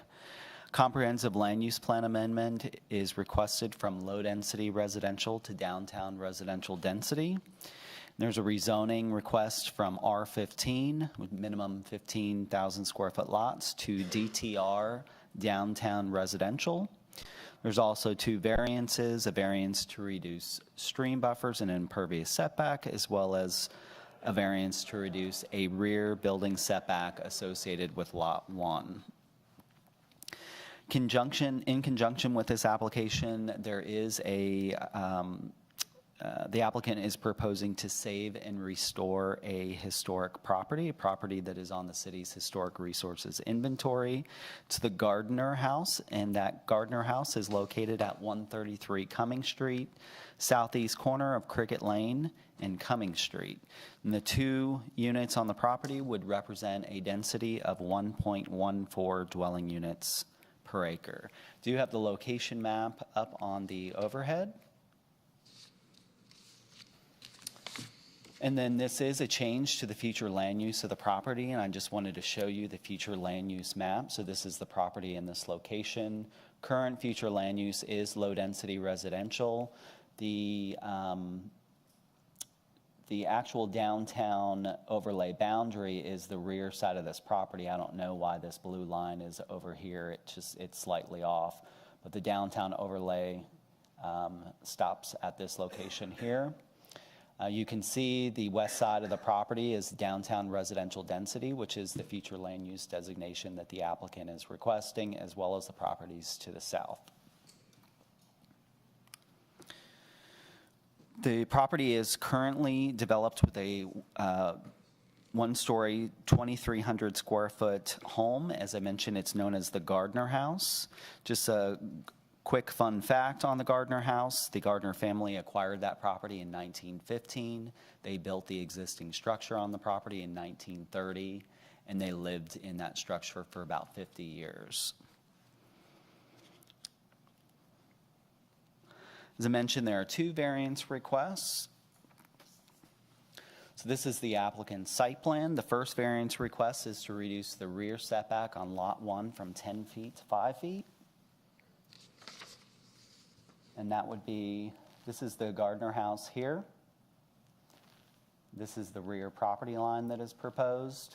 And so they're tearing off an old porch that wasn't historic to the home and adding on a new porch that has a 5-foot setback, is what they're showing here. The other variance request is to reduce the stream buffer. So there's a stream that runs along the property approximately in this location. Previous requests that the applicant had submitted to us was just for a variance on this property, so they were going to develop it under the existing R15 zoning, but the variance request was to pipe the stream. So they were going to completely pipe the stream.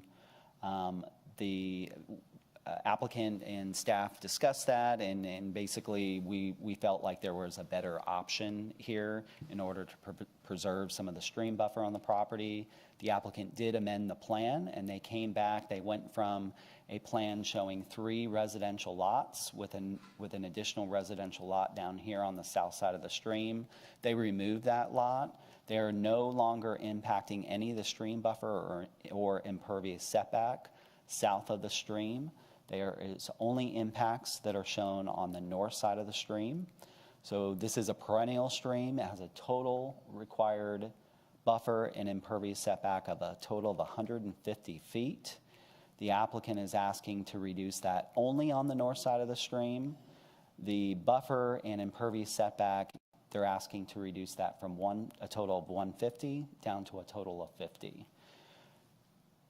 Including that they're not touching the buffer on the south side and they're reducing from 150 to 50, it represents a total reduction of 33%. The stream buffer along the same stream was reduced on the neighboring property to the east, as well as the neighboring properties to the west, both at east of Main 2, as well as the 1858 property that was partially on the First United Methodist Church property. The buffer in those situations were reduced by 50%. So this request is less than those previous requests.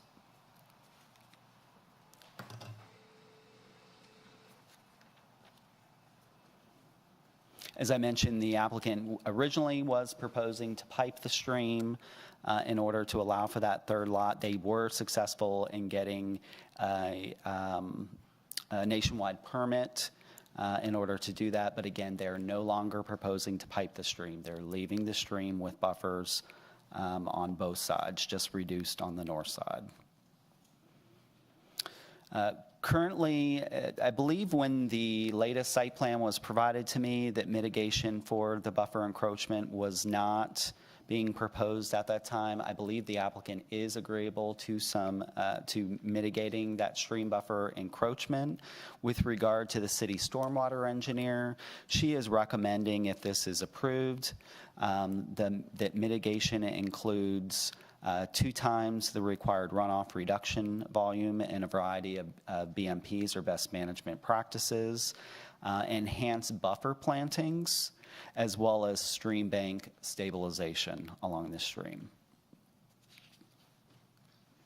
Just going back to the site plan, of course, Lot 1 is the Gardner house. Lot 2 is a new home, and that is represented here.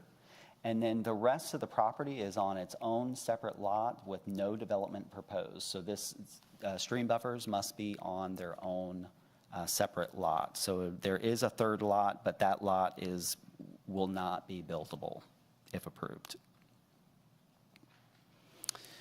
The home on Lot 2 is partially side and rear loaded. The driveway comes up along the north side of Lot 2, and there are garages both on the side and rear of that structure.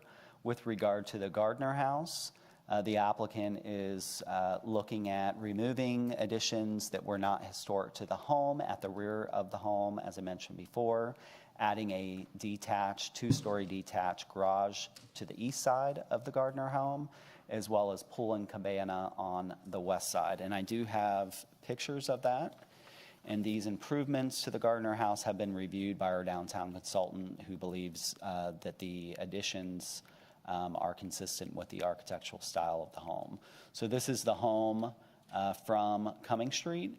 And I will say, with the current application, the applicant only submitted this rendering, but they did submit these additional renderings with a previous application when it was to pipe the stream. So I am assuming, and the applicant can verify, that these are still valid and apply to the property.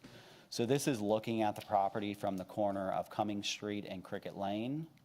So this is that pool area. They've got a screening wall around the pool.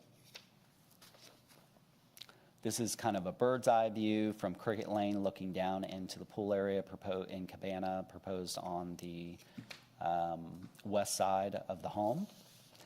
And then this is the east side of the home looking at the property from Cumming Street, and this is the 2-story garage addition.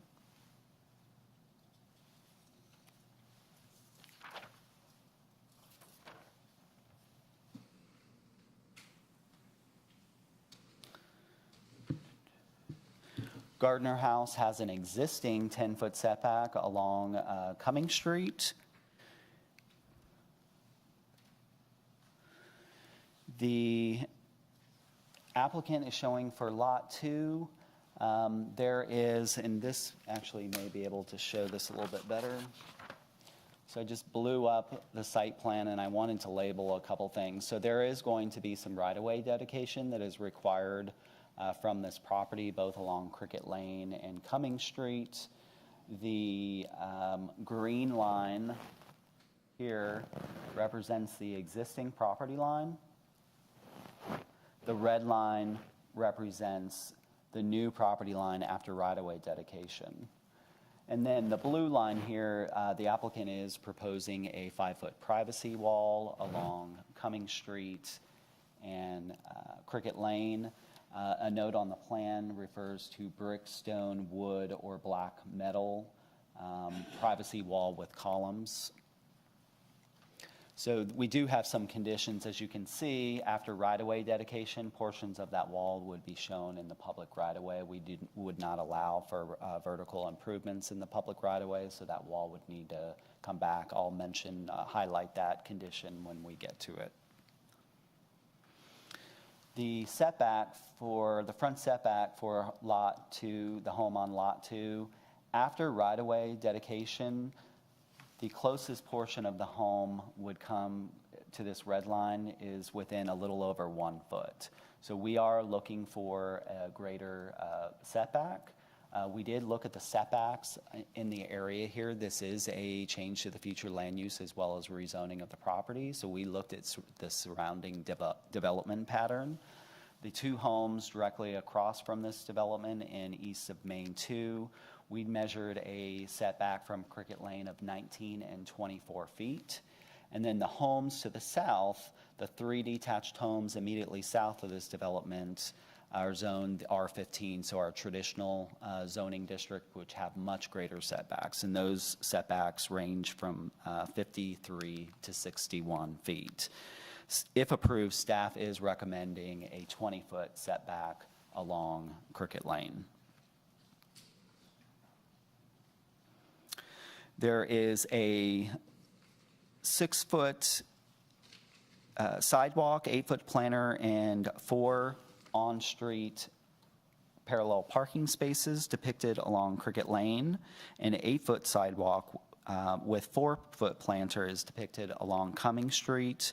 We do recommend that that planter be expanded to 6 feet. We do believe that we need at least 6 feet in order to plant street trees. The applicant did provide a tree survey and assessment. That survey showed 8 specimen trees. 6 of those specimen trees are located in stream buffers to remain on the property. So there's 6 specimen trees. 6 of the 8 will be saved. We did recommend that this pine at the corner here, this is also a specimen tree. The applicant chose it to be removed. We did recommend in the conditions that that pine tree be saved. However, I have had some discussion with our traffic engineer, Eric Graves. He actually did ask the applicant to remove that tree because of site visibility issues. And I will mention that as we go through the conditions. We're agreeable that that tree should be removed.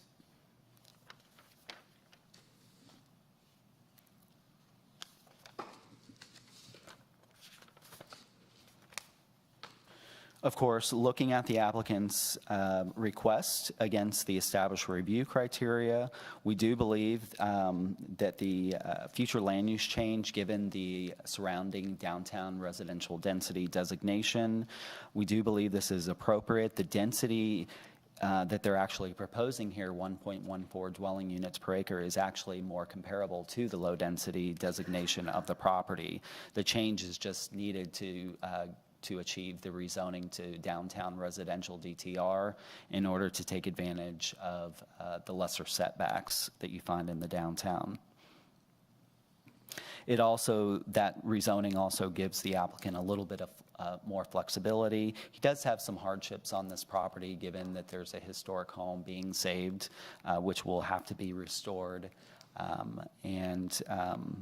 with the additions in order to make it viable to sell, as well as the impacts to the property from the existing on-site stream.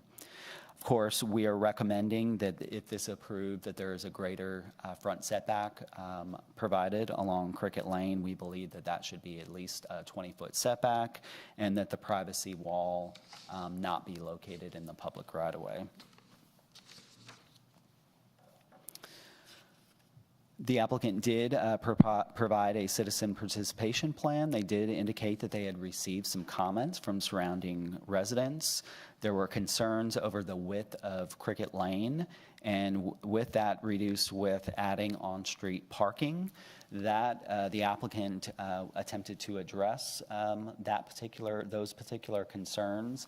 There was previously additional more on-street parking closer to this intersection, so that has been concentrated on the south end of the site and just giving a little bit more space by not having that on-street parking through this stretch here. So it's just limited to this area here. There were also some concerns about the setbacks along Cricket Lane, the size of the home, so there was some concern about the overall size of the home on Lot 2. There were some comments about stormwater runoff, and then, of course, concerns about impacts to trees in the stream. This item was shown to the public at the January 11th Community Zoning Information Meeting. Very similar comments voiced at that meeting, concerns over setbacks along Cricket Lane being too narrow, Lot 2 home size being too large, adding the on-street parking, maintaining the tree canopy around the stream, as well as appropriate stormwater measures. And with that, staff is recommending approval of the applicant's request subject to 15 conditions, and I'll go through those conditions. Condition 1 is the site plan specific condition tying it to the site plan on the overhead by AEC revised 2/23/23. Condition 2 changes the future land use of the property to downtown residential density. 3 limits the residential density to 1.14 dwelling units per acre. 4 addresses the architecture and materials. And I forgot to show you the rendering that was provided for Lot 2. Let me show you that.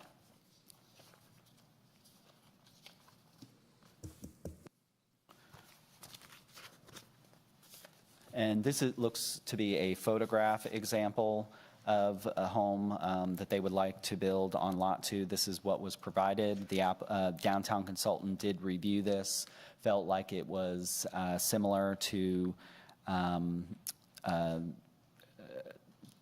I believe it was the Tudor eclectic and English cottage styles, a combination of those, but he was generally accepting of both the modifications or improvements to the Gardner house as well as to the home on Lot 2. So condition 4 requires final approval by Design Review Board. Condition 5 specifically addresses the Gardner house. So I noticed that our chair of our Historic Preservation Commission is here this evening, so I'm glad to see her here this evening, and I'm sure she'll be delighted to hear Condition 5, which requires that the Gardner House be saved, restored, and designated under the city's Historic Preservation Incentive Ordinance, restoration to be completed by the first CO, exterior modifications and additions to the historic structure, accessory structures, and walls and fencing shall be consistent with the architectural style of the home, subject to review by the city's downtown consultant and approval of a certificate of appropriateness by the Historic Preservation Commission. Condition 6 holds the minimum building setbacks to the site plan prepared by AEC, except that a minimum 20-foot front setback shall be provided along Cricket Lane. Condition 7 is the streetscape requirements along and right-of-way dedication along Cricket Lane. Condition 8 are the streetscape requirements and right-of-way dedication along Cumming Street. Condition 9 addresses the 10-foot landscape strip requirement along Cumming Street and Cricket Lane, and that landscaping being a continuation of what we've done at other properties in the downtown. Condition 10, retaining walls shall be clad with decorative brick or stone finish as approved by DRB. 11, walls and fencing visible from the public right-of-way shall be brick, stone, and or decorative black metal fencing as approved by DRB. Walls and fencing shall not be located in the public right-of-way. Condition 12, developer shall save the following trees. Tree number 2, the 36-inch loblolly pine, that is the tree that is at the corner that should no longer be saved. So we would ask that number 2, 36-inch loblolly pine should be deleted from this list. The list goes on to identify tree number 6, a 30-inch loblolly pine, number 8, 32-inch southern red oak, number 9, 29-inch southern red oak, number 10, a 30-inch poplar, number 12, a 32-inch yellow poplar, and number 13, a 24-inch red maple. And then there are some limitations on with respect to encroachment in the CRZ of saved trees of no more than 20% and some construction techniques. 13, developer shall save additional trees of quality and tree groupings as approved by staff. 14 addresses the stream buffer reduction or encroachment and references the site plan prepared by AEC revised 2/23/23.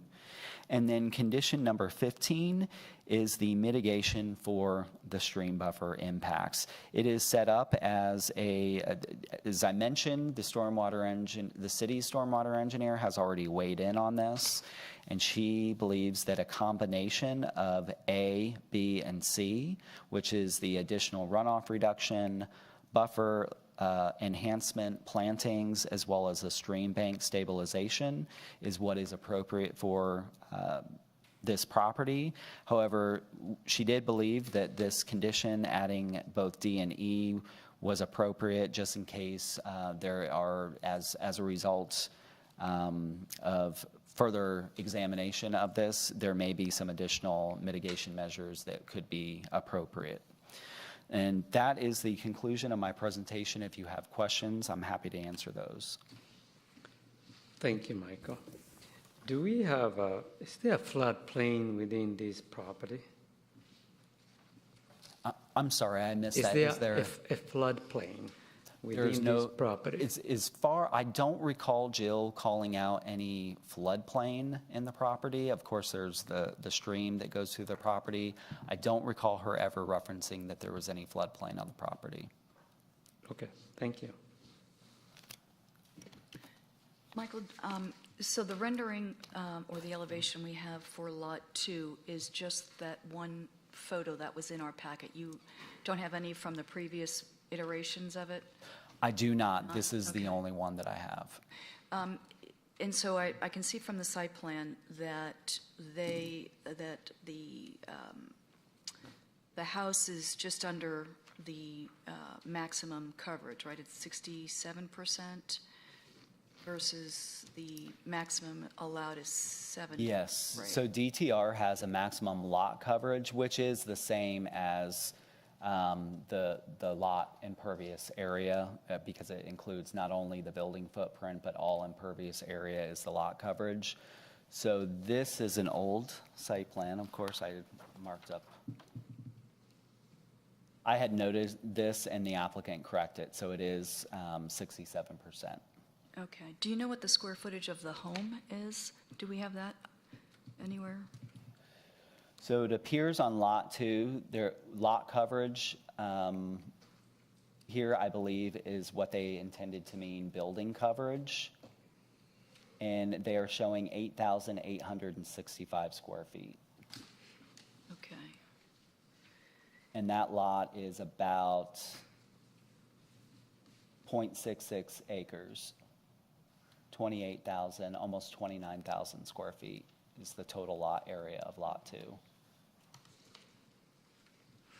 And then my other question is just along Cricket Lane, for Lot 2, there are 2 gate areas that are called out for gates. Can you give us a little bit more insight on what that represents? Yeah, so there is a gate called out at this location here. This is just a pedestrian gate coming with a pedestrian walkway off the sidewalk to the front door of the home. There is also a gate called out at this location, which is a gate across the residential driveway. We do not allow for gated subdivisions or developments within the city, but we did verify that this condition was allowed. Thank you. That's it from me. Hey, Michael, did I miss the engineer site plan on here for the underground detention? I don't know where you'd put it. Is it underneath the house? So with the applicant's previous request for just variance with the piping of the stream, they did provide an engineered site plan. They did not with it when they amended the request. They only provided the site plan. It is my understanding, and the applicant, of course, is here and can confirm this, that they do intend to provide some underground vaults on the lots, which will outfall at the stream. But the applicant is here and probably can address that better than I. But I have seen another plan where they do show the underground vaults. Well, I know we've got those big clean water filtration systems and all that. It's pretty extensive. Is that required on both lots or just on lot 2? Does the historic have to do it too, or with the new addition, or is it just? I believe the previous plans that I saw when this was just a variance and piping the stream, that they were showing underground vaults on all 3 lots at that time, including the Gardner house. And if you don't mind me walking through Cricket Street, 'cause I know everyone's talking about Cricket Lane and things like that. And it's a hot area, right? This is everyone's, I mean, I know Jill's doing renovations to her house. Bill Britton's right there about to build a house. Up and down that street, I've heard a lot of conversations of Cricket. What's the progression between the right-of-way? So what you would see from the city putting in things, or is it already in place, or what do you see your progression along with this development? I would definitely ask Eric if you could weigh in on Cricket Lane. He probably has a little bit more information as to the right-of-way that we are trying to acquire and the street that we are trying to achieve. So the city standard drawings requires a 60-foot right-of-way width for city streets, collector streets, neighborhood collector streets. So when we develop along in one of the older corridors, there's often 10 to 15 feet that's not provided in the existing right-of-way. So we will ask them to provide us a half width of 30 feet. We've done that up along Thompson Street. We've done that on Mayfield, Mid-Broadwell, Canton Street. So we try to get back to what our standards are for those minimum city streets. That gives us enough room to provide adequate sidewalks, on-street parking if that's the character of the roadway, and provide our standard system there. Do you mind commenting just a little bit deeper on that? And what I'm trying to understand is the homeowner responsible for doing it? Is there a city going in there? And if it is, if he's making the investment in building these homes, right, when does the city come in and kind of approve the street? And when would that be done? So these will be required to be built with the homes, and then the city would come in and do the final acceptance of the roadway widening that gets done. Oh, so the owner does all the street improvements and then gives you the deed of the right-of-way? Right.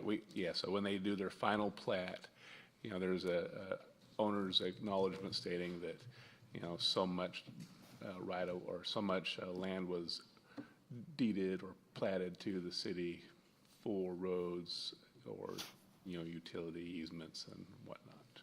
You can make a lot of friends up down that road. Thank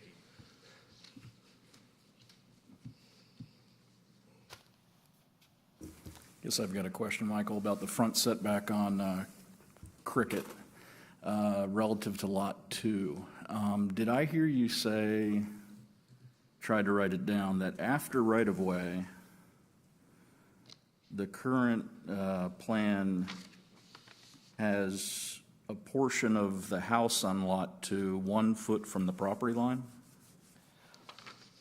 Approximately, yes. So there's a call-out on the site plan here, and that is from the existing curb of Cricket Lane to the nearest point of the home to the front property line, and that dimension is 19.06 feet. That is measured from the existing curb line. I don't think we can see it on the setbacks. Michael, thank you. I'm sorry.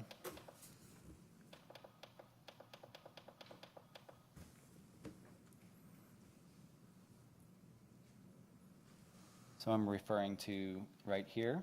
So there's a call out, and that's from the existing curb to the nearest part of the front of the home. But again, our setbacks are always measured from the front property line or the right-of-way line, which the front property line is currently where the green and blue line intersect right here. Right. And then the right-of-way dedication brings the front property line back to the red line. So the distance between here and the nearest point of the home is a little over one foot in that area. So something tells me that's highly unusual. Do we have any, I mean, are there a lot of properties or structures in the city that are 1 foot from the property line? Not a residential detached product like this. In the core of downtown here, you may have some commercial properties that are built right up to the sidewalk. We do allow for that in a retail environment or commercial storefront environment. But for a residential unit like this, we do not have examples of that. Okay, thank you. Just to make sure I'm clear, going along with his questions on condition number 6, you're asking for a minimum 20-foot setback. That is correct. And that setback, let me just tag on to that. That setback starts after the 30-foot half width from the center of Cricket. Did I say that right? We do allow for, typically we do allow for setbacks to be measured from the existing property line before right-of-way dedication. So the 20-foot could actually be measured from the blue and green, where the blue and green line are currently. That from that line to the existing structure is about 10 to 11 feet. So it still does not provide the full 20 feet that we are looking for. That's what condition 6 is addressing, is correct? Yes, correct. I have a comment. I believe we should be granting stream buffer variances very sparingly. My question regarding that specifically, I understand there is this hardship because there is a historical building to be restored. But does the stormwater engineer believe that the condition number 15, those requirements for 50% additional runoff reduction above the standard state requirements and the other requirements up to E would offset the potential impacts of encroachment into the buffer? She does believe that a combination of A, B, and C would offset those impacts. The applicant has made, we do believe that he's made considerable effort by losing that additional lot, not impacting the buffer on the south side of the stream. She takes stream buffer variances very seriously as well, and it's very, she doesn't often support those. This property has very unique situation with that historic structure on it. And we do believe that this proposal by the applicant represents a very good compromise given the hardships that are on this property. But she does believe that that mitigation would offset the impacts. Yeah, the challenges we have, and this is true for most other jurisdictions, is that without the benefit of watershed assessment, that look at the entire watershed or basin and potential future impacts that would, because once you do a development like this, one, you create a potential precedent that somebody else is going to say, well, you granted a variance on the buffer. And I'm not particularly opposed to this. I'm just making a comment regarding policy, is to make sure that we are very sound when we are granting this. It's not haphazard. It's not just not well thought out, that there is not going to be any impact to the stream currently or in the future, but to be fully persuaded regarding whether this would offset that, you need to know what future development may bring within that particular basin. And I know it's a very expensive undertaking to do watershed assessment, but the city continues to grow by leaps and bounds. And we can definitely prioritize where we focus assessments. So we can be better informed when we grant waivers to buffers. There is a reason they are established by the state, the city, and once you start encroaching on them, you basically just throw away all the reasoning behind them. So that's something to think about for future endeavors by the city.